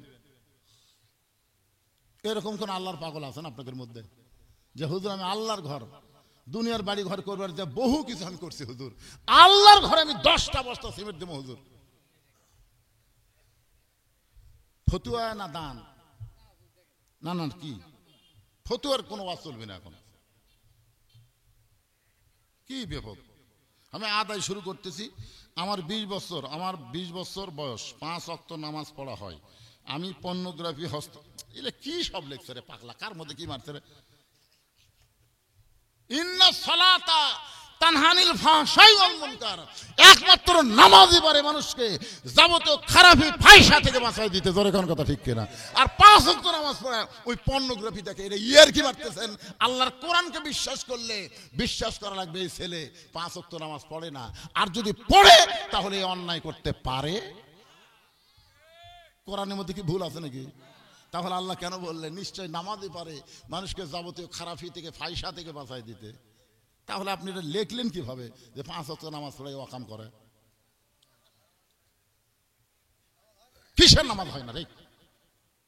আপনি বোঝেন বা না বোঝেন, আল্লাহ সেজদা দেওয়া মাত্রই আল্লাহ আপনাকে কবুল করে, জানেন আপনি? আপনার মাথা নোয়াইছেন, কান ধরে নিয়ত করছেন, আসামের মতন রুকু করছেন, সেজদাত গেছেন, আপনার কি লাগবে? কোন জায়গা কিন্তু থাকতে পারে, সে কিন্তু অবস্থা পরে বলতেছি। ফাতেমা মুসকে মুসকে হাসের বলে, স্বামী গো আপনি আল্লাহর তাহাজ্জুদের নামাজ পড়েন। আলী বলতে যে 5 ওয়াক্ত হলো ইবাদত আর তাহাজ্জুদ হলো মহব্বত। আমি মহব্বত আদায় করব কিন্তু ইবাদত ফজর পড়বো না। খবরদার দান ডাক দিও না। ফাতেমা বলতে যে ঠিক আছে, আজকে আপনাকে আর বালিশ দিচ্ছি না। বলে কেন? বলে বালিশের ঘুম তো কমজোরি হবি, আজকে আমার উরাত বালিশ বানায়া আপনার মাথার চুলের মধ্যে হাত দিয়ে আপনাকে আজকে ঘুম পাড়াবো, ফজর যেন মিস হয়। ফাতেমা বলতেছে আজকে আর বালুস দিচ্ছি না, আজকে আমার উড়াতে হবে বালুস, আর আমার হাত যাবে আপনার চুলের মধ্যে, বিলকি কাটবি, আপনার যেন ঘুম না ভাঙে। যদি চোখ কোনো মতো মেলা পড়ছে আবার চোখে হাত দেয়া, ছোট বাচ্চার মতন ঘুম পাড়াবে ফাতেমা। স্বামীর মাথাটা উড়াতে নিয়ে ফাতেমা এমন ভাবে ঘুম পাড়াচ্ছেন যে নামাজের কোনো আজান নাই। আগে আজান ছিল না, পরে আজান শুরু হয়েছে। আগে তাহাজ্জুদের নামাজের আজান ছিল না, পরে শুরু হয়েছে। অমিনাল লাইলি ফাতাহাজ্জাত বিহি নাফিলাতাল লাক। হযরত আলী চটপট করে ফাতেমার উরা থেকে মাথা তুলে তাহাজ্জুদের জন্য ওযু করলেন। তাহাজ্জুদের 8 রাকাত নামাজ পড়ার পরে হযরত আলী ওই জায়নামাজ যখন জিকির করতেছে, এমন সময় হযরত বেলাল ফজরের আযান দিয়েছে। আপনারা বলেন তো বেলাল কেমন মুয়াজ্জিন? দুনিয়ার সমস্ত মুয়াজ্জিন আযান মুসল্লির কানে ঠিক মতো যায় না, আর হযরত বেলাল যখন আযান দেয় ওই আযানটা আল্লাহর আরশ পর্যন্ত পৌঁছে যায়। রাসূল বলতেছে, বেলাল তুমি আযান দিলে আমরা ঘুম থেকে চেতন পাই, কিন্তু তোমার ঘুম থেকে চেতন কে করে? বেলাল বলতেছি, ইয়া রাসূলুল্লাহ এই কথা তো খুব গোপন কথা, আপনি যখন শুনবার চাচ্ছেন তাহলে শোনেন। আমি আল্লাহকে আযান শুনে, আল্লাহ আমাকে আযান শুনে। এটা নবী দেখবার পারছে লাইলাতুল মিরাজে, বুঝলেন? নবী যখন জান্নাতের মধ্যে যাচ্ছে, নবীর ডান ধারে খড়মের পাঁচ দেওয়া শব্দ, একজন কে যেন খড়ম পাঁচ দিয়ে হাঁটে যাচ্ছে, বাম ধারে খড়ম পাঁচ দিয়ে হাঁটে। নবী কয়, জিবরাইল আমি জান্নাতে কেবল প্রথম ঢুকলাম, তখন দুই সাইডে খড়মের শব্দ শোনা যায়, এটা কে যায়? জিবরাইল বলতেছে, হুজুর শুনবার যখন চাচ্ছেন বাধ্য হয়ে বলা লাগবে, এটা আপনার সাহাবী বেলাল। নবী কয়, জিবরাইল আমি তো বেলাল দেখে আসলাম মক্কা। সেই বেলাল আল্লাহর জান্নাতে কেমনে? বলে গোপনে গোপনে এমন কি তারা আমল করে, আল্লাহর সাথে বেলাল একটা সম্পর্ক হয়ে গেছে। তাই কবে বেলাল জান্নাতে আসবে, এখন তো একটা ফেরেশতাকে বেলালের চেহারায় আল্লাহ জান্নাতে রেখে দিয়েছে। ধরে কোন সুবহানাল্লাহ। হযরত বেলাল যেই মাত্র আযান দিয়েছে, হযরত আলী মসজিদের দিকে রওনা দেয়। ফাতেমা ডাকতে বলে, স্বামী গো, আমার বাবার কাছে ওয়াদা করেছেন আপনি ফজরের নামাজ পড়বেন না, তাহলে আবার আযান শোনার পরে কেন বাড়ির থেকে বের হন? আলী বলতে যে, ফাতেমা সারা জীবন ভিতরে ঢুকে নামাজ পড়েছি, আজকে বাহির থেকে নামাজের দৃশ্যটা দেখতে চাই। সারা জীবন ভিতরে ঢুকে, ভিতরে মানে না না, সারা জীবন ভিতরে ঢুকে নামাজ পড়ছে, কি বুঝলেন? রাসূল বলেছেন, আনতাবুদুল্লাহ কাআন্নাকা তারাহু ফাইল্লাম তাকুন তারাহু ফাইন্নাহু ইয়ারাকা। যখন কোন আল্লাহর বান্দা নামাজের মধ্যে শামিল হয়, ওই বান্দা সিজদাত গেলে সিজদার মালিককে দেখতে পায়। সিজদার মালিক যদি দেখা সম্ভব না হয়, আল্লাহ যে তাকে দেখতেছে এই বিশ্বাস নামাজের মাধ্যমেই তার অর্জিত হয়। ধরে কোন সুবহানাল্লাহ। হযরত আলী বলেছেন, এতদিন ভিতরে ঢুকে নামাজ পড়েছি, আজকে বাইরে থেকে নামাজের দৃশ্য দেখতে চাই। হযরত আলী মসজিদের চারিধার ঘুরতেছে আর নামাজীদেরকে দেখতেছে। এমন সময় হযরত আলী দেখে মসজিদের বারান্দায় হযরত আবু যর গিফারি ফজরে 2 রাকাত সুন্নত নামাজের নিয়ত করছে। আলী ইমান বলতেছে, আলী তুই না ফজরের 2 রাকাত ফরজ পড়বি না, তাই বলি কি সুন্নত পড়া যাবে না? ইমানের টানে হযরত আলী মসজিদের নববীর বারান্দায় গিয়ে ফজরের 2 রাকাত সুন্নত নামাজ আদায় করেছে। আবু যর গিফারি বলতেছে, আলী ভাই এশার সময় কইলেন আপনি ফজরের নামাজ পড়বেন না, তাহলে এখন কি পড়লেন? আলী বলতেছে, আবু যর আমি বলেছি ফজরের নামাজ পড়বো না, তাই বলে কি ফজরের সুন্নত পড়া যাবে না? সঙ্গে সঙ্গে আবু যর মুখে আঙ্গুল দিলেন, কারণ আল্লাহ রাসূল বলেছেন, সাহাবীরা রে, আমার পরে কাউকে যদি তোমরা ওস্তাদের মতন সম্মান করতে চাও, তাহলে আমার আলীকে সম্মান দিও। আনা মাদিনাতুল ইলমে ওয়া আলিও বাবুহা, আমি হলাম এলেমের শহর, আলী হচ্ছে তার দরওয়াজা। হযরত আলী কোনো কথা বললে ওই কথার উপরে কেউ কোনোদিন কথা বলেনি, এমনকি হযরত আবু বকর পর্যন্ত বলেনি।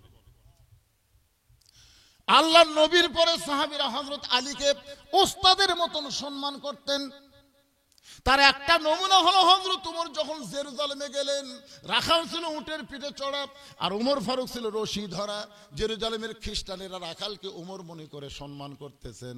রাখাল কান্দে বলে, জেরুজালেমের খ্রিস্টান তোমরা জানো না, আমি কিন্তু ওমর না, রশি ধরে যিনি দাঁড়ায় আছে তার নাম হলো হযরত ওমর। সমস্ত খ্রিস্টান চিল্লায় বলে, কেমনে হয় কেমনে হয়? বলে, আল্লাহর কোরআন দিয়ে যখন রাষ্ট্র চলবে, ভাগ্যনে রাখাল উটের পিঠে থাকবে আর নেতা রশি ধরে জমিনে দাঁড়াবে। খ্রিস্টানরা বলতেছে, এটাই যদি কোরআন হয়, এটাই যদি ইসলাম হয়, তাহলে আর আমরা খ্রিস্টান থাকবো না, আমরা সব মুসলমান হবার চাই। ধরে করেন সুবহানাল্লাহ। সব খ্রিস্টান মুসলমান হয়ে গেল, কিন্তু একটা বেকা উনি আর মুসলমান না হয়ে পাদ্রীর কাছে গেছে। বলে, হুজুর মদিনার থেকে উমর আসে সব মুসলমান বানাচ্ছে। আপনি ঘরের মধ্যে জিকির করে কি করবেন? পাদ্রী দৌড়ে এসে ওমরকে বলতেছে, ওমর, এরা সবাই মুসলমান হচ্ছে কমজোরি এবং এদের এলেম কম, কিন্তু আমি মুসলমান হব, আমার 4টা প্রশ্নের উত্তর দেওয়া লাগবে। ওমর ফারুক বলতেছে, পাদ্রী ভাই কি প্রশ্ন? বলে 1 নম্বর প্রশ্ন হলো, 2 ভাই একই সঙ্গে জন্মগ্রহণ করছে, বহু বছর পরে 2 ভাই একসঙ্গে, ভাই এক ভাইয়ের চাইতে 100 বছরের বড়। খুব খেয়াল করবেন, জন্মেছে একই সময়, আবার মারাও গেছে একই দিনে, কিন্তু এক ভাইয়ের চাইতে 100 বছরের বড়। এই 2 ভাইয়ের নাম বলা লাগবে। 2 নম্বর প্রশ্ন হলো, পৃথিবীর এমন কোন জায়গা সূর্যের আলো একবার পড়েছে কিয়ামত পর্যন্ত আর পড়বে না, ওই জায়গার নাম বলা লাগবে। 3 নম্বর প্রশ্ন হলো, পৃথিবীর এমন কোন কবরও জীবিত, কবরের লাশটাও জীবিত, কবর এবং লাশের নাম বলা লাগবে। 4 নম্বর প্রশ্ন হলো, পৃথিবীর এমন কোন কারাগার যেখানে কয়েদি নিঃশ্বাস নেবার পারে না, এরপরও কয়েদি জীবিত থাকে, ওই কারাগারের নাম বলো। ওমর ফারুক বলে, পাদ্রী ভাই, এমন প্রশ্ন আমি জীবনেও শুনিনি, উত্তর দিব কোত্থেকে? ওমর ফারুক জেরুজালেম থেকে যখন মদিনা ফিরে আসলেন, সর্বপ্রথম শিক্ষামন্ত্রী হযরত আলীর কাছে গেলেন। তোরে কান সুবহানাল্লাহ। ওমর ফারুক যখন খলিফা ছিলেন, ওই সময় শিক্ষামন্ত্রী ছিলেন হযরত আলী। ওমর ফারুককে দেখে আলী বলতেছেন, আমির আল মুমিনিন, মনটা ভার কেন? বলে, হাজার হাজার খ্রিস্টান মুসলমান হয়েছে, কিন্তু একটা পাদ্রী হয় নাই। আলী বলতেছেন, পাদ্রী না হওয়ার পিছনে কারণ কি? বলে, আমাকে 4টা প্রশ্ন করেছে, উত্তর দিবার পারি নাই, বলে মুসলমান হয়নি। বলে, কি প্রশ্ন করেছে? একই সঙ্গে 2 ভাই জন্মগ্রহণ করছে, আবার বহু বছর পর একই সঙ্গে 2 ভাই মৃত্যুবরণ করেছে, এক ভাইয়ের সাথে 100 বছরের বড়। এই 2 ভাইয়ের নাম আমার কাছে জানতে চাই। আলী বলতেছেন, এক ভাইয়ের নাম হলো আজিজ আলাইহিস সালাম, আর এক ভাই হলো ওজাইর আলাইহিস সালাম। ওজাইর আলাইহিস সালামকে আল্লাহ ঘুমের মধ্যে 100 বছর রাখার পরে আবার ঘুম থেকে চেতন করছে, আবার 2 ভাইকে একসঙ্গে শত্রুরা হত্যা করছে। এই ঘুমের মধ্যে 100 বছর থাকার কারণে আজিজ আলাইহিস সালাম ওজাইরের চাইতে 100 বছরের বড়। ওমর ফারুক বলে, আলী রে, 2 নম্বর প্রশ্ন করেছে, পৃথিবীর এমন কোন জায়গা সূর্যের আলো একবার পড়েছে কিয়ামত পর্যন্ত আর পড়বে না? আলী বলতেন, মুসা আলাইহিস সালাম যখন সাগর পাড়ি দিচ্ছিল, ওই সময় আল্লাহ সাগরকে রাস্তা করে দিল। সাগর যখন রাস্তা হয়, ওই সময় সূর্যের আলো সাগরের তলায় পড়েছে। ফেরাউন যখন সাগরের মধ্যে নামছে, সাগর আবার আগের মতন হয়ে গেছে। ওই যে একবার সূর্যের আলো পড়েছে, কিয়ামত পর্যন্ত ওই জায়গায় আর সূর্যের আলো পড়বে না। ওমর ফারুক বলে, আলী 3 নম্বর প্রশ্ন করেছে, কবরও জীবিত, লাশটা জীবিত, লাশের নাম কি, কবরের নাম কি? আলী বলতেছে, লাশটা হলো ইউনুস আলাইহিস সালাম, বর্তমানে ক্ষমতা বসে আছে। কথা কয় না। কে যেন হাসিনাকে জিজ্ঞাসা করছে, এই কঠিন বিপদের দিন আপনি কোন দোয়া পড়তেছেন? হাসিনা বলতেছে, পড়বার গেলে ওর নাম খালি মুখত আসে, পড়ি না। তো যদি না পড়ে ওই বিপদ থেকে বাঁচবি? সেদিন আবার একজন সাংবাদিক বলতেছে, বর্তমানে উপদেষ্টা পরিষদের প্রধান উপদেষ্টা হলেন ডক্টর মোহাম্মদ ইউনুস। আমি কই, এতদিনে এক নবীর নাম লিয়াছিল রে, এখন আবার আর এক নবীর নাম লিছে রে। এক নবী হচ্ছে আমাদের নবী, আর একটা হলো ইউনুস নবী। ইউনুস নবীরে খাইলো মাছেতে গিলিয়া, ফেরেশতা পাঠাইলো আল্লাহ ইসমে আজম দিয়া, দমে দমে সে হরদম পড়ে সে ইসমে আজম, মাছেরই উদর হইতে বাঁচাইলো প্রাণ। সবাই বলেন আল্লাহু আল্লাহু, তুমি জাল্লে জালালুহু, শেষ করা তো যায় না গে তোমার গুণগান। ভারত যত ইতরামি করতেছে, যত ষড়যন্ত্র করতেছে, ইউনুসের কাছে এসে ধরা খাচ্ছে। ধরে কোন কথা ঠিক? ইউনুস কাছে করে ভারত, হেই আমরা তোরকে দিকে তাকে আছি। ইউনুস নবী মাছের পেট থেকে যদি মুক্তি হয়, আমরা ভারতের পেঁয়াজ, ভারতের চিনির দরকার নাই, আল্লাহর দিকে তাকে আছি। আল্লাহ একটা ব্যবস্থা করবে। ধরে কোন কথা ঠিক কিনা ভাই? ভারতকে কি মরদ বসলো রে রে। দৈনিক আমেরিকার থেকে 40-50 বার ইউনুসের কাছে ফোন করে, জানেন আপনি? ইউনুস কি সেই মাল নাকি? শালা নেংটি জাত মুদি বোঝেনি, শালা মুদি বোঝেনি রে। কেরেটটা ভারত কত দূর রে?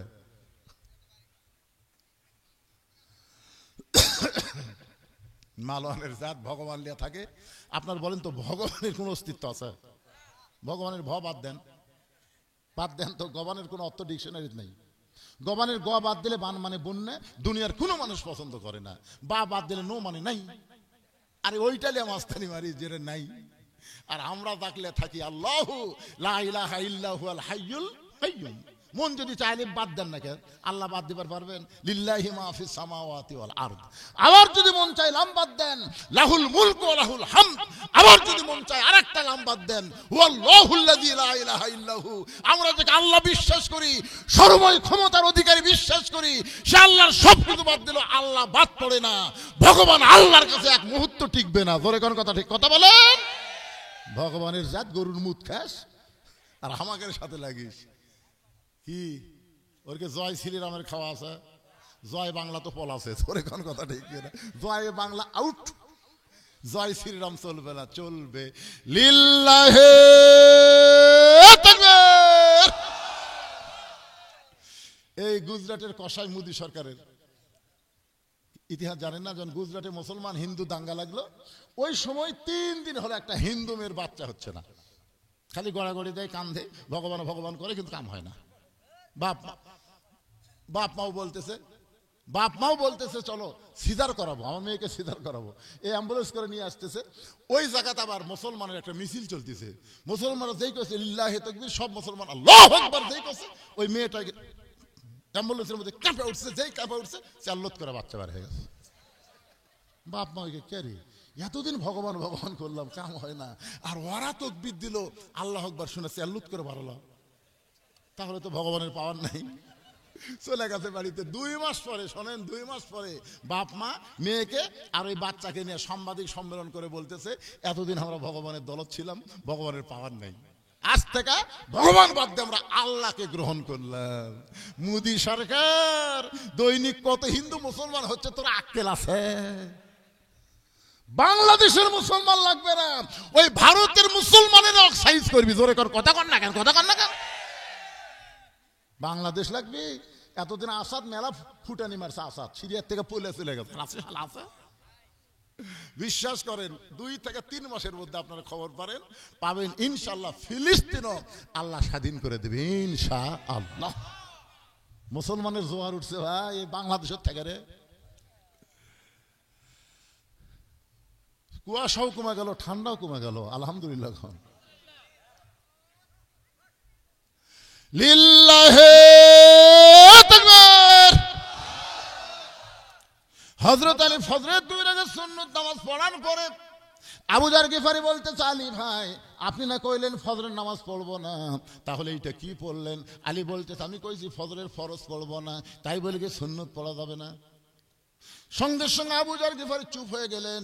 কিছুক্ষণ পরে হযরত বেলাল যখন আকামত শুরু করছে, আকামত, ফজরের নামাজ শুরু হওয়ার আগে আকামত নাই?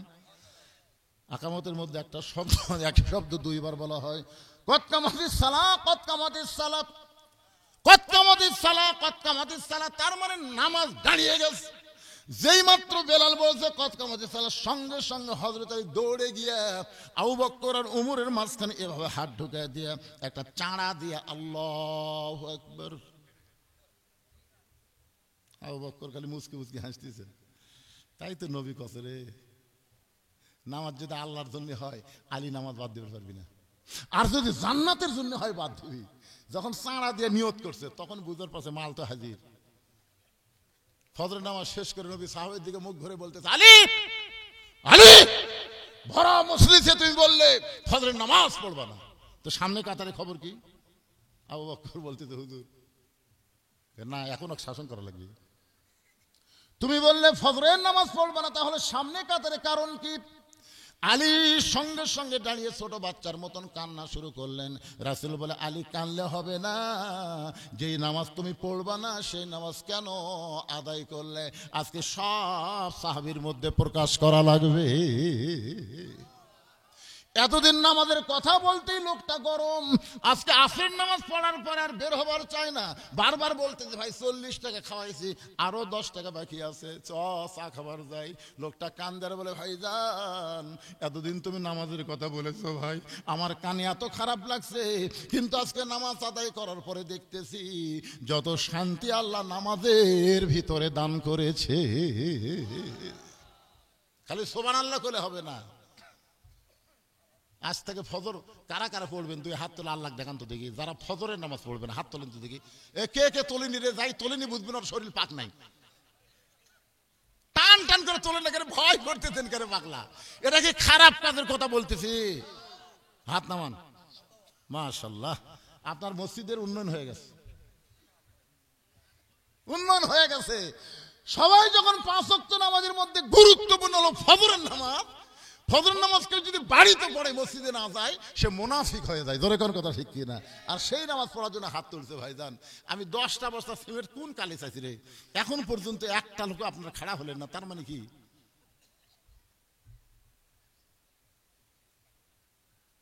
কি বলে?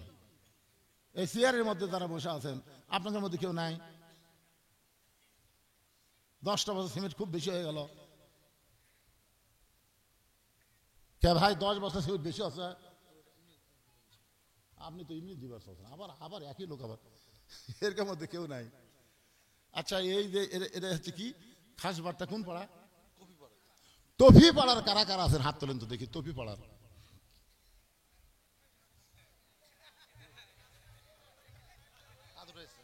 কোন সাইডে আর গেল রে? আচ্ছা ঠিক আছে, তফি পাড়ার লোক দেখতে পাচ্ছি না, অনুবীক্ষণ যন্ত্র দিলে দেখা যাবে। দেখা যাচ্ছে না আমাদের। তফি পাড়া বাদ দেয় কারা কারা আছেন হাত তোলেন তো দেখি, যারা এই পাড়া বাদ দেয়। সব বাহিরের লোক, হাত নামান। আচ্ছা, আপনাদের বাহিরের মধ্যে কি একটা বস্তা সিমেন্ট দেওয়ার লোক নাই? এই যে ভাই আমার একটা দিবে। এই লেখপিক, এগুলো লেখপিকের খালি ঝড়ের মতন আদায় হবে, বেশি টাইম দেওয়া যাবে না, আমাকে বাকি ওয়াজ করা লাগবে। আসেন এদিকে আসেন, লাগেন লাগেন না, সামনে আসেন। এই সিয়াল্লাহ সামনে আসেন বাবা।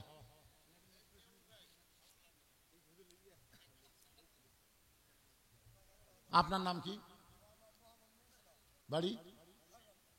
খাসবাটাই বাড়ি। মাশাআল্লাহ, নূর ইসলাম বাবা যে আমার সামনে থেকে ওয়াজ শুনতেছে, একটা বস্তা সিমেন্ট আল্লাহর ঘরে দান করবে, আল্লাহ কবুল করেন, জোরে কোন আমিন। হ্যাঁ, 2 নম্বরে কে আছেন বলেন একটু, বলেন বলেন বলেন। 1 বস্তা করে সিমেন্ট দিবেন ভাই, কি হলো রে? আল্লাহর ঘর দিবেন, এটা দুনিয়ার কারো বাড়ি ঘর, আল্লাহর ঘর।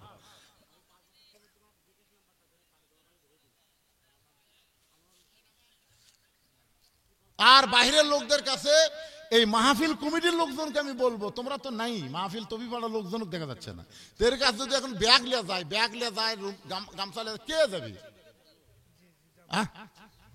এই আপনাদের কাছে গামছা লিয়া ব্যাগ লিয়া যাওয়ার মতন কোন লোক আছে? গামছা ধরার লোক নাই। এই ব্যাগ আলারা কুড়ি থাকে রে, যাও ভিতর ঢোকো, একবার 10টা ব্যাগলা ঢোকো। আল্লাহর রাস্তায় যাই যা পারেন, জীবনের শেষ দান মনে করে, মনে করবেন আজকে আমার জীবনের শেষ দেওয়া, এই মনে করে আল্লাহর রাস্তায় একটু ব্যাগের মধ্যে দিয়ে দেন বাবা। আমার মা বোনেরা জানাই পর্দার অন্তর আছেন মা, আল্লাহর রাস্তায় আপনারাও দান করবেন বাবা। আনন্দে মাতিয়া সাগরে ভাসাইয়া সেই যে চইলা যায় খবর লয় না, মাজন ধরিয়া উদরে কতই কষ্ট করে, 10 মাস পরে পায় প্রসবের বেদনা, এমন দরদি ভবে কেউ হবে না আমার মা গো। এই মা যাদের মারা গেছে, মায়ের রুহের মাগফিরাতে 1000 টাকা দিবেন। এমন কোন আল্লাহর বান্দা আছে হুজুর আমি আল্লাহর ঘর মসজিদে 1000 টাকা দেব, আমি 2000 টাকা দেব, আমি 500 টাকা দেবো? একটু তাড়াতাড়ি দেন ভাই, ব্যাগের মধ্যে তো আপনারা 500-1000 দিবেন না, যারা দিবেন একটু হাতে এসে দেন, দেন অল্প সময়ের মধ্যে দিয়ে যান, দিয়ে যান, দিয়ে আল্লাহ বোঝে মোর কায়দা নিতে কতক্ষণ। আরে এত সম্পদ, এত কিছু হাসিনার ছিল, কাউয়ার ছিল, বাংলাদেশের 300টা এমপির এত কিছু ছিল, জোরে কোন কথা ঠিক কিনা? একজনকে খুঁজে পাওয়া যাচ্ছে না ভাই। আসেন আসেন, আল্লাহর রাস্তায় যাই যাবার। এই দেখুন আল্লাহর একজন বান্দা 500 টাকা দান করে গেল, আল্লাহ দানকে কবুল করেন। আল্লাহ একজনও উঠবেন না, উঠবেন না, 5 মিনিট পরে আবার আমি আলোচনা শুরু করবো, ওটা বসার দরকার নেই ভাই, আল্লাহর রাস্তায় দেন। যারা 500-1000 টাকা দিবেন তারা একটু উঠে আসেন। তবিপাড়া আমার প্রধান অতিথি সাহেব বললেন গরিব ঘর, গরিব সব জিন্ন শীর্ণ লোক, আরে সেই ঘরের মসজিদ ছাদ ঢালাই হচ্ছে, আপনার কি মনে করতেছেন হবে না? দেন দেন, দিয়ে দেন, আল্লাহর রাস্তায় দিয়ে দেন। 500 টাকা 1000 টাকা যে যা পারবেন, বাপ মা কবরের কাছে রুহের মাগফিরাতে দান করবেন। মসজিদের আদায়ের কথা শুনে আল্লাহ যারা মাহফিল ভাঙ্গা চলে যাচ্ছে, আল্লাহ আমি আর কিছু বললাম না, এইটুকুই বললাম। কারণ পৃথিবীর শ্রেষ্ঠ জায়গা কার ঘর? কথা কন না কেন? সত্য কথা বলতে অসুবিধা আছে? তাহলে সে আল্লাহর ঘরের জন্য টাকা চাচ্ছি আর আপনার উঠে যাচ্ছেন, তার মানে আল্লাহর সাথে গাদ্দারি করতেছেন। আল্লাহ কয় আমার ঘরের জন্য টাকা চাই, বসে থাক, না দেশ বসে থাক। মাহফিলের সর্বনাশ করিস না বাবা। কি নাম আপনার? মোহাম্মদ শুভ। এদিকে আচ্ছা, দুইজনকে লেখা যাবে না। এদিকে একজন মোহাম্মদ শুভ, ওই 1 বছর সেমের দিবে। আপনাকে লেওয়ার মতনও মন মানসিকতা থাকা লাগবে, ভিতরে ঢোকা লাগবে কাগজ কলম নিয়ে। একজন 200 কোটি দিল।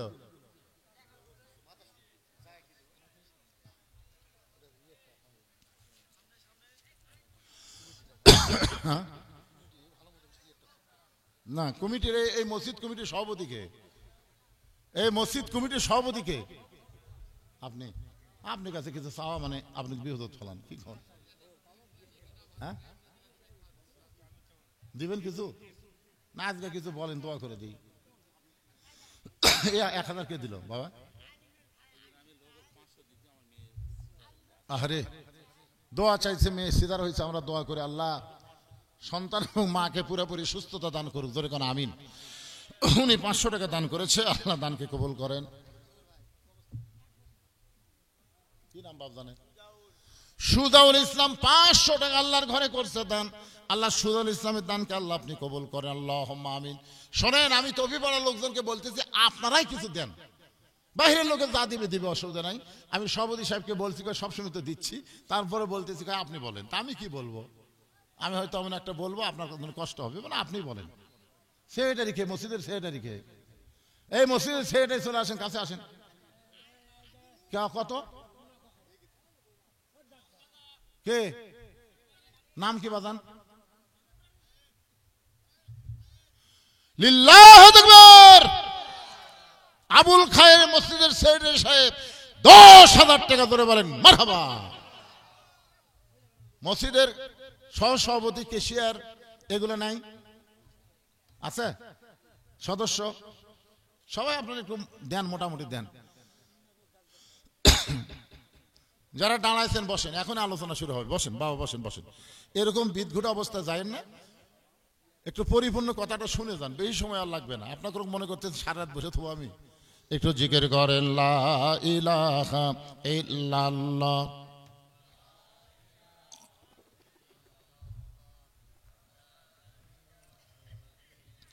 লা ইলাহা ইল্লাল্লাহু মুহাম্মাদুর রাসূলুল্লাহ। গাড়ি চলতে চলতে চলতে চলতে যমুনা পর্যন্ত গেছে। যমুনা ব্রিজ নাম শুনছেন না? দেখছেন? যমুনা ব্রিজ পর্যন্ত গেছে। এখন কন্ট্রাক্টর সুন্দর করে বলতেছে, ভাইজান এই যে আপনি হাত বাহিরে রাখতেছেন, কে দিল? কি নাম? আনিসুল ইসলাম 5,000 টাকা দান করেছে নগদে। আল্লাহ আনিসুরের দানকে আল্লাহ আপনি কবুল করেন। আল্লাহ নেক নিয়ত নেকাশা পুরা করেন। দানবীরের খাতায় নামটা লেখেন। ওসমান গনি রাদিয়াল্লাহর সঙ্গে আল্লাহ তারে জান্নাত দেন, ধরে কোন আমিন। কন্ট্রাক্টর সুন্দর করে বলতেছে, ভাইজান এই যে হাত আপনি বার করতেছেন আর ঢুকাইতেছেন, এই গাড়ির নিয়ম কানুন মোতাবেক আপনাকে চলা লাগবে। গাড়ির নিয়ম না মানলে কিন্তু আপনার সমস্যা আছে। ও তখন বলতেছে, আমার হাত আমি রাখবো, যেখানে খুশি সেখানে রাখবো।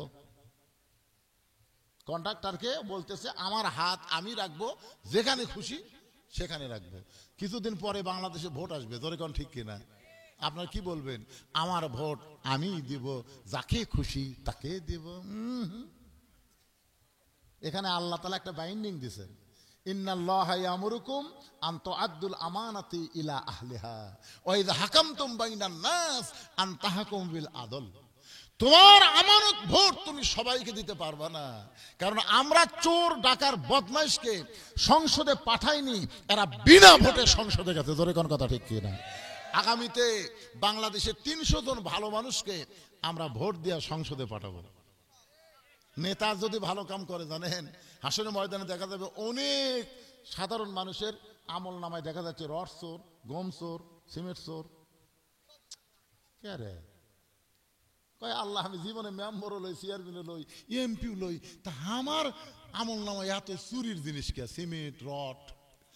আল্লাহ কয় তুই যাক ভোট দিছ, ওই যে চুরি করছে, ওই চুরি করার কারণে চুরির একটা অংশ তোর আমল নামা ঢুকছে, কারণ তুই রায় দিয়েই তো চেয়ারম্যান বানাচ্ছ। ভোট দেওয়া লাগেনি, তোরা বাদ দেন, তো সাবজেক্ট বাদ। আগামীতে আমরা নতুন দেশ দেখবো, তোর কোন কথা ঠিক কিনা, ও সাবজেক্ট বাদ দেবেন। আমার বগুড়া বাড়ি, আমি শহীদ জিয়াউর রহমানের অত্যন্ত একটা ভক্ত, মানে কি আমি তখন খুব ছোট ছিলাম। শহীদ জিয়াউর রহমান যখন দুনিয়ার থেকে বিদায় নিল, আমার দাদি খুব কাঁদতেছে। তা আমি দাদিকে বললাম, দাদি এত কাঁদতেছেন, আপনি কি জিয়াউর রহমান দেখছেন? দেখিনি ভাই, কিন্তু মানুষটা ভালো ছিল। কেমনে বুঝলেন? আরে গোটা দুনিয়াই কান দিচ্ছে রে। বাংলাদেশে কোনো জানাজায় এত মানুষ হয়নি শহীদ প্রেসিডেন্ট জিয়াউর রহমানের জানাজায় যত মানুষ হয়েছিল। জোরে কোন কথা ঠিক কিনা? আপনার বলেন তো ওনার আমল কি? এক নম্বর আমল হচ্ছে সর্বময় ক্ষমতার মালিককে বিসমিল্লাহির রহমানির রহিম। উনি সংসদে নিরপেক্ষা তুলে দিয়ে ওখানে বিসমিল্লাহ দিয়ে শুরু করছে। বিশাল আমল। যারা হজ করছেন, যারা হজ করেছেন, আপনাদের কাছে আমি বললে আপনারা বুঝবার পারবেন। আপনারা যখন আরাফার ময়দানে যান, ওই জায়গাত কতগুলো গাছ দেখবার পান, দেখেন না আপনারা? এই এখানে হাজি নাই, হাজি নাই, এখানে কোনো হাজি নাই। তা আরাফার ময়দানে গেলে যে গাছগুলো দেখা যায়, ওই গাছগুলো হচ্ছে নিমের গাছ। ওই গাছের গোড়াত কিন্তু লেখা আছে জিয়া ট্রি। কেন নিমের গাছের নাম জিয়া ট্রি কেন? ওই সমস্ত গাছ শহীদ প্রেসিডেন্ট জিয়াউর রহমান ওখানে লাগাই দিছে, হাদিস সাহেবরা যেন কষ্ট না পায়। নিমের বাতাস যেন জান্নাতের বাতাস, এসির বাতাস। জোরে কোন সুবহানাল্লাহ। মসজিদে নামিরা যেখানে হজের খুতবা দেওয়া হয়, সে খুতবার মধ্যে আমি যে কয়বার গেছি প্রত্যেকবারই শুনছি জিয়াউর রহমানের নাম ধরে ধরে দোয়া করা হয়। তিনি যখন দুনিয়ার থেকে শহীদ হয়ে গেলেন, তার একটা ভাঙ্গা বাস্ক পাওয়া গেছে। উনি যখন প্রেসিডেন্ট ছিলেন, ওনার দুইটা ছেলেকে ভর্তি করতে নিয়ে গেছে একটা স্কুলে, আরাফাত আর কোকো। তো হেড স্যার বলতেছে, তোমাদের বাপের নাম কি? তো বলতেছে জিয়াউর রহমান। তো বলতেছে, জিয়াউর রহমান তোমাদের বাপের নাম? এটা কোন জিয়া? দুই ছেলে খালি মুখ চাওয়াচাই করে। ওদের পাশে মা ছিল, মায়ের দিকে তাকায়, মা তো কয় জিয়াউর রহমান। এটা কোন জিয়া? তো বলতেছে, আব্বা তো নিষেধ করছে, তারপরেও বারবার যখন শুনতে চাচ্ছেন, আপনি আমাদের ওস্তাদ, ইনি হচ্ছেন প্রেসিডেন্ট জিয়া। যেই কইছে প্রেসিডেন্ট জিয়া, হেড স্যার তো লাভ দিয়ে উঠছে, স্যার বসেন, এই জন্য তো পরিচয় দিবার চাইছিলাম না। তো বলতে, তোমাদের পরনে যে পুরাতন কাপড় দেখা যায়, তোমার বাপ কি নতুন কাপড় কিনে দেয় না? তখন দুই ভাই বলতেছে, আমার বাবা যে সমস্ত কাপড় সরকার থেকে পায়, এই কাপড়গুলো যখন পুরাতন হয়ে যায়, তখন আমাদেরকে আমার বাবা শার্ট প্যান্ট বানিয়ে দেয়। কি সেই শহীদ প্রেসিডেন্ট জিয়াউর রহমানের বিএমপি যদি বিএমপির অবস্থায় থাকে, তাহলে এটাও ইসলামী দল। ধরে কোন কথা ঠিক কিনা? কিন্তু এখন যদি এই যে কিছুদিন আগে ফখরুল ইসলাম আলমগীর সাহেব বলতেছে ইসকনকে নিষিদ্ধ করার দরকার নেই। আমার আগে জামিল আপনাদের কি শোনালো? ইসকন হলো হিন্দুদের মধ্যে একটা উগ্র গ্রুপ। জোরে কোন কথা ঠিক কিনা? যারা হিন্দু বৌদ্ধ খ্রিস্টান একত্র হয়ে বাংলাদেশ থেকে মুসলমানকে ধ্বংস করতে চায়, সেই ইসকনকে নিষিদ্ধ করার দাবি আলেমরা করতেছে, আর ফখরুল আলমগীর বলতেছে না করাই ভালো। ছাত্রলীগকে যখন নিষিদ্ধ করা হলো, ওনার কাছে যখন সাংবাদিক গেল, তখন বলতেছে আমরা নিষিদ্ধের পক্ষে নাই, আমরা তো চাচ্ছিলাম খালি ছাত্রলীগ না, যুবলীগ, আওয়ামী লীগ, বাংলার জমি নিষিদ্ধ করা লাগবে। জোরে কোন কথা ঠিক কিনা? কিন্তু এবারে কইছে না, নিষিদ্ধ কেন করা লাগবে? কি এত বড় একটা দল, এতদিন নির্যাতন, বিনা দোষে বেগম জিয়াকে 6 বছর জেলের ভাত খাওয়াইছে। জোরে কোন কথা, বিনা দোষে। তাকে চিকিৎসা করায়নি। সেদিন দেখছি পেপারে দেখলাম যে ঘোড়ার চিকিৎসা করাছে তাকে। বাংলাদেশের 3 বারের প্রধানমন্ত্রী, তাকে এমন ভাবে নির্যাতন করা হয়েছে বিনা দোষে, এতিমদের মাল নাকি মেরে খাইছে। অথচ এত নির্যাতন তারেক জিয়া করছে, মাজা ভাঙ্গে সে বিদেশের মাটিতে আছে, আর সেই বিএনপি আওয়ামী লীগের পক্ষে কথা কয়, আমাকে মাথা ঘোরে। এটা তো শহীদ জিয়ার দল না, এটা খালেদা জিয়া তারেক জিয়ার দল হলে এরকম আওয়ামী লীগের সঙ্গে মিলেমিশে বিএনপি থাকতে পারে না। কারণ সবচাইতে বেশি নির্যাতন বিএনপিকে আওয়ামী লীগ করেছে। তোর কোন কথাটি কথা কর না কেন? এই সালাউদ্দিন কাদের চৌধুরী, ওর দোষ কি? হাসিনা কালকে থেকে বিয়ে করেনি, ওই হচ্ছে বিরাট জমিদারের বেটা। হাসিনা সেই কালকি, ওই বিয়ে করেনি দিকে ফাঁসি দিল। কি দোষ? এগুলা কি বিএনপি জানে না? আমি বলবো ভাই, আমরা বিএনপি জামাত এবং যত ইসলামী দল আছে আমরা একসাথে আগামীতে আল্লাহর কোরআনের পক্ষে কাজ করতে চাই। জোরে কোন কথা ঠিক? আল্লাহ যেন সেই তৌফিক আমাদেরকে দেয়, এই বাংলার জমিন আর যেন কোনো ফ্যাসিস্ট সরকার ক্ষমতায় না বসে। এটা এখন থেকে আমাদেরকে তদারকি করতে হবে, সজাগ থাকতে হবে। জোরে কোন ঠিক কি না? এবার আসুন মূল কথায়। যেই মাত্র কন্ট্রাক্টরে বলতেছে আমার ভোট আমি দিব, আমার হাত আমি রাখবো, যেখানে খুশি সেখানে রাখবো, সঙ্গে সঙ্গে কন্ট্রাক্টর বলতেছে ওস্তাদ গাড়ি ব্রেক হবে। ড্রাইভার বলতেছে জয়পুরহাট থেকে ছাড়ছে গাড়ি, ঢাকা গিয়ে থামবে গাড়ি, মাঝখানে তো ব্রেক নাই। জয়পুরহাট থেকে ছাড়ছে গাড়ি, ঢাকা গিয়ে থামবে গাড়ি, মাঝখানে তো ব্রেক নাই। কন্ট্রাক্টর বলতেছে একবার খালি পিছন দিকে তাকে দেখেন, ব্রেক কি জন্য একটু তাকে দেখেন। এবার ওস্তাদ ড্রাইভার সাহেব ব্রেক করে দেখে, পিছন দিক তাকে হাত বার করতেছে, ঢুকাচ্ছে, হাত বার করতে ঢুকাচ্ছে। তো ড্রাইভার বলতেছে কে রে ভাই, তুমি তো ভালো ভাই বসে আছো, তোমার পাশের লোকটা হাত বার করে মাথা বার করে, তুমি কিছুই কওনি। তখন সহযাত্রী বলতেছে ভাই আমি বলছি ঠিকই, ওই জানে ঠিকই মানবি না, তা আমার কি? তো ড্রাইভার বলতেছে কন্ট্রাক্টর তুমি গোটা গাড়ি কন্ট্রাক্ট লিছা, আর তোমার গাড়ির মধ্যে একটা যাত্রী এরকম করতেছে, তুমি কিছুই কওনি। আমিও বলছি, ও বলতেছে আমার হাত আমি রাখবো, যেখানে খুশি সেখানে রাখবো, এখন বলেন কি করব? ড্রাইভার বলতেছে ওর ঘাড় ধরো, 5-7 একটা লাথি মারো, যমুনা নদীর মধ্যে ফেলে দাও।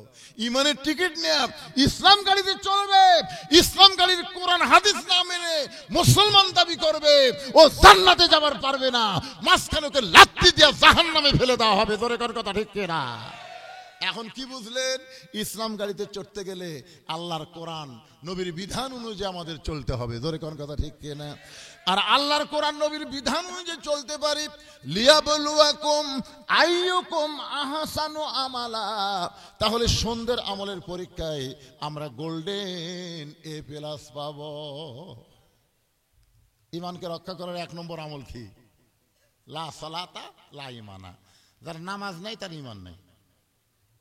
টিকিট নিয়ে তো ইসলাম গাড়ি ভালোই চড়তেছে, নামাজ 5 ওয়াক্ত থাকা লাগবে। কয় ওয়াক্ত? আমার ওয়াজ দিয়ে অবশ্য আপনার নামাজ পড়বেন না। এই জন্য আল্লাহ নবী মদিনায় মক্কায় নামাজ পাচ্ছিল, নবুয়তের 10ম বৎসরে নবী কিন্তু 5 ওয়াক্ত নামাজ পাচ্ছে। এরপরে নবী 3 বছর মক্কায় ছিল, কিন্তু নামাজ কায়েম হয়নি। নবী একসময় বলল আল্লাহ আপনি নামাজ দিলেন, আর নামাজের কথা যেখানেই বলছেন সেখানে আকিমুস সালাত বলছেন, নামাজ কায়েমের কথা বলছেন, কিন্তু আমি তো নামাজ পায় কায়েম করে পারতেছি না। আল্লাহ বললেন হাবিব মক্কাত হবি না, আপনাকে মদিনাত হিজরত করা লাগবে, কারণ মক্কাতে আবু জেহেল হলো নেতা, আপনি হলেন ইমাম। যেখানে আবু জেহেলের মতন নেতা থাকবে আর আপনার মতন ইমাম থাকবে, সেখানে নামাজ পড়া হবে কিন্তু কায়েম হবে না। মদিনাত হিজরত করে আবু জেহেলকে লাত্তি মেরে আপনাকেই ইমাম হওয়া লাগবে, আপনাকেই নেতা হওয়া লাগবে।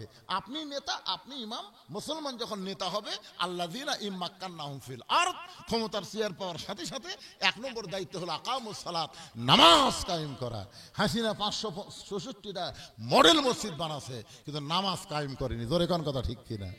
আওয়ামী লীগের অনেক নেতাই বলতে হুজুর খালি হাসিনার দোষ দেখেন, এতগুলো মসজিদ বানালো, হাসিনার গুণ নাই। আমি বললাম 500 কেন, 5 লক্ষ মসজিদ বানালেও হাসিনা একটা সওয়াব পাবি না।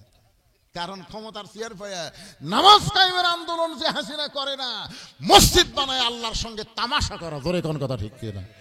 মসজিদ বানায় মুসল্লি নাই, আল্লাহর সাথে তামাশা।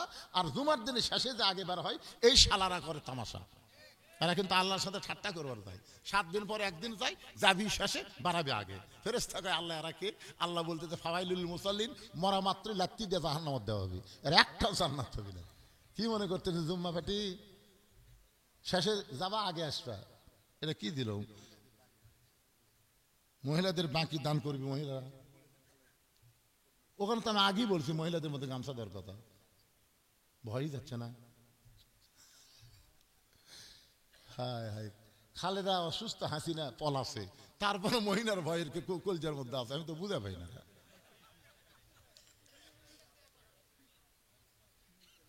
মায়েরা তো এখানে আয়সা দান করে পারবি না বাজান, মায়েদের কাছে যাওয়া লাগবে। তো মায়েরা দান করবি তো।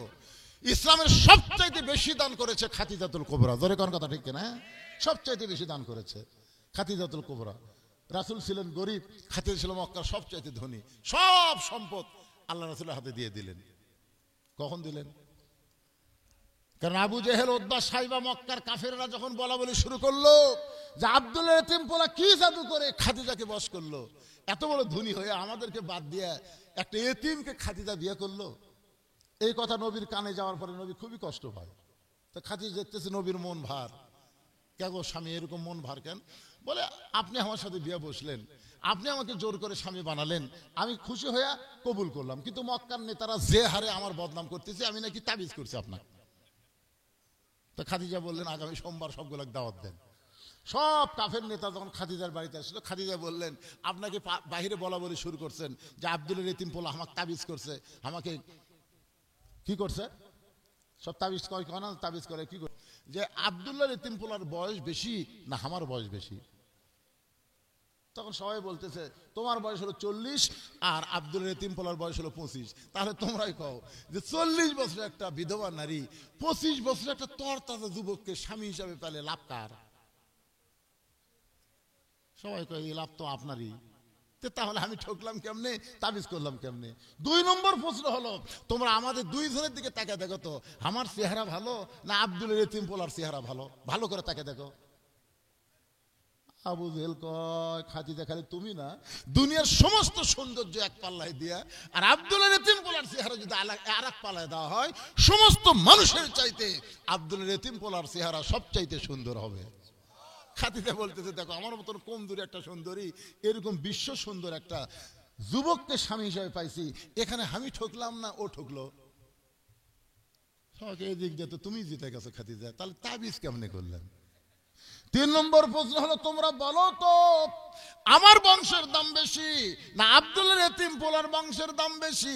সমস্ত নেতারা বলে খাদিজা, গোটা পৃথিবীর ভিতরে সবচাইতে আব্দুলের এতিম পোলার বংশের দাম বেশি।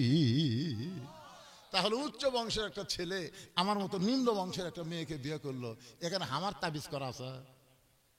আমি তো এমনি জিতে গেছি। চিন্তা করে দেখেন। তখন আবু জেহেল বলতেছে এক জায়গায় ঠকেছেন। খাদিজা বলে সেটা কোন? বলে আপনি হলেন ধনী, ও হলো গরিব। আপনি এত বড় ধনী হয়ে একটা গরিব এতিমকে বিয়ে করছেন।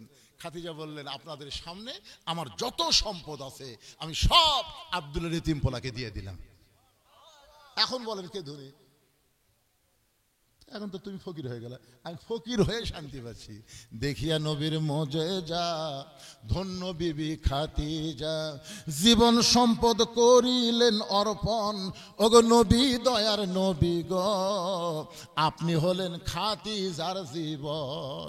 আমার মায়েরা বোনেরা পর্দার অন্তরে যারা বসে আছেন মা, দানের দিক দিয়ে খাদিজার মতো কেউ কিয়ামত পর্যন্ত হতে পারবে না। মেয়েদের মধ্যে দানও বেশি করেছে, আবার মেয়েদের মধ্যে পর্দানিশী ফাতেমাও আছে। ধরে কোন কথা ঠিক কি না?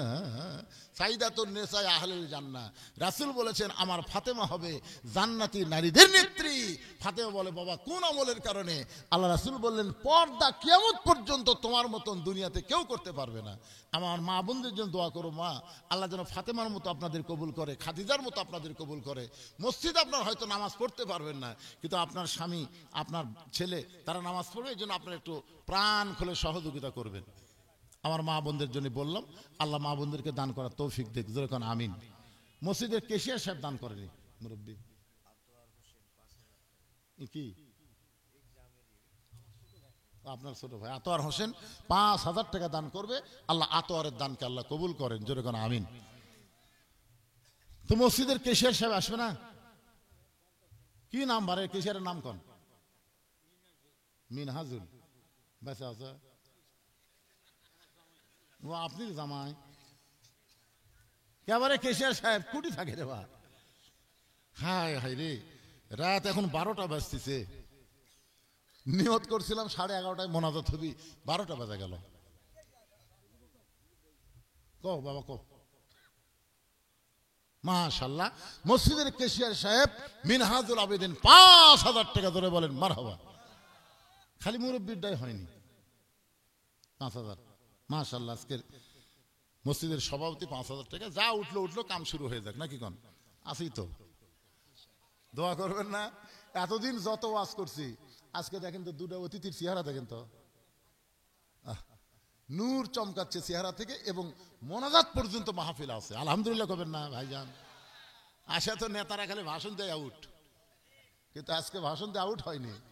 একেবারে মোনাজাত পর্যন্ত নেতারা থেকেছে। আমরা দোয়া করব দুনিয়ার আসনে আল্লাহ যেন সম্মানিত করে, আখিরাতেও আল্লাহ সম্মানের সাথে যেন ইনাদেরকে জান্নাত দিয়ে দেয়। জোরে করে আমিন। প্রাণ ভরে দোয়া হবে ওনার বাবার জন্য। ওনার বাবা যে কত ভালো মানুষ ছিলেন আপনারা অবশ্যই জানেন। আল্লাহ ওনার কবরকে জান্নাতের উচ্চ মাকাম দান করুক। জোরে করে আমিন। আস্তাগফিরুল্লাহ পড়েন। আস্তাগফিরুল্লাহ রব্বি মিন কুল্লি জামবি ওয়া তুবু ইলাই। আস্তাগফিরুল্লাহ আল্লাযী লা ইলাহা ইল্লা হুয়াল হাইয়ুল কাইয়্যুম ওয়া তুবু ইলাইহি লা হাওলা ওয়া লা কুওয়াতা ইল্লা বিল্লাহিল আলিয়্যিল আযীম। আপনি খালি বসে আছেন, কিছু করবেন? কোন হ্যাঁ ঢোল বাজাবেন মসজিদের মুসলমানের? হ্যাঁ, ঢোলকের শব্দই কি হয় শোনেন আপনি, খালি কান ফেলা শুনবেন, চোখ বন্ধ করে, চোখ বন্ধ করে কান দেবেন, খেয়াল করে দেখবেন। এই সারা পুরিয়া দোজকি ওই আবার জায়েজ করছেন। আর একটা দেখবেন ইনকা করে না, ইনকা করে না, টানে না, ওটা কি কয়? কে কে কে কে কে কে। তখন আরেকজনকে বাজায় না, তিনজন তিনজন তিনজন। মুসলমানের বিয়াত বলে জায়েজ আছে, দোজক দোজক। কোন বাজনা ইসলাম সমর্থন করে না। জোরে কোন ঠিক না? একটা বাজনা করে সেটা দপ দপ দপ দপ করে শব্দ হয়, মানুষের মনে কিছুই হয় না। মানুষ বন্ধ কর, কি আর বিচ্ছিরি সাউন্ড, মানে একদিকে ফাঁকা শাড়ির মধ্যে নাল দপ বাজানো। এটা মাঝে মধ্যে সৌদি আরবে আমিও দেখছি ওরা বাজায়। ওটা কোনো মিউজিক না, ওটা কোনো বাদ্য না, ওটা একটা আনন্দ। যেরকম আমরা অনেক সময় তালি ফুটাই না, তালি ফুটাই না, এরকম তালি ফুটাই না। নেতারা ভাষণ দিলে এই তালি ফুটানো কিন্তু হারাম না। তালি ফুটানো এটা হারাম নয়, তবে না ফুটানি ভালো। হ্যাঁ, এটা হারাম নয়। দপটা ঠিক ওই একই রকম। জি, ও হ্যাঁ, এটা বলবো তো এনার ভাষণের পরে, এটা বলেই মনে করো দেন সভাপতি সাহেব দেন, ওনার কথা শেষ হলে এই কথা বলেই মোনাজাত হবে ইনশাল্লাহ। ওয়াজের কোনো শেষ আছে তাই তা আজকে শেষ করে দিব, অসুবিধা নেই।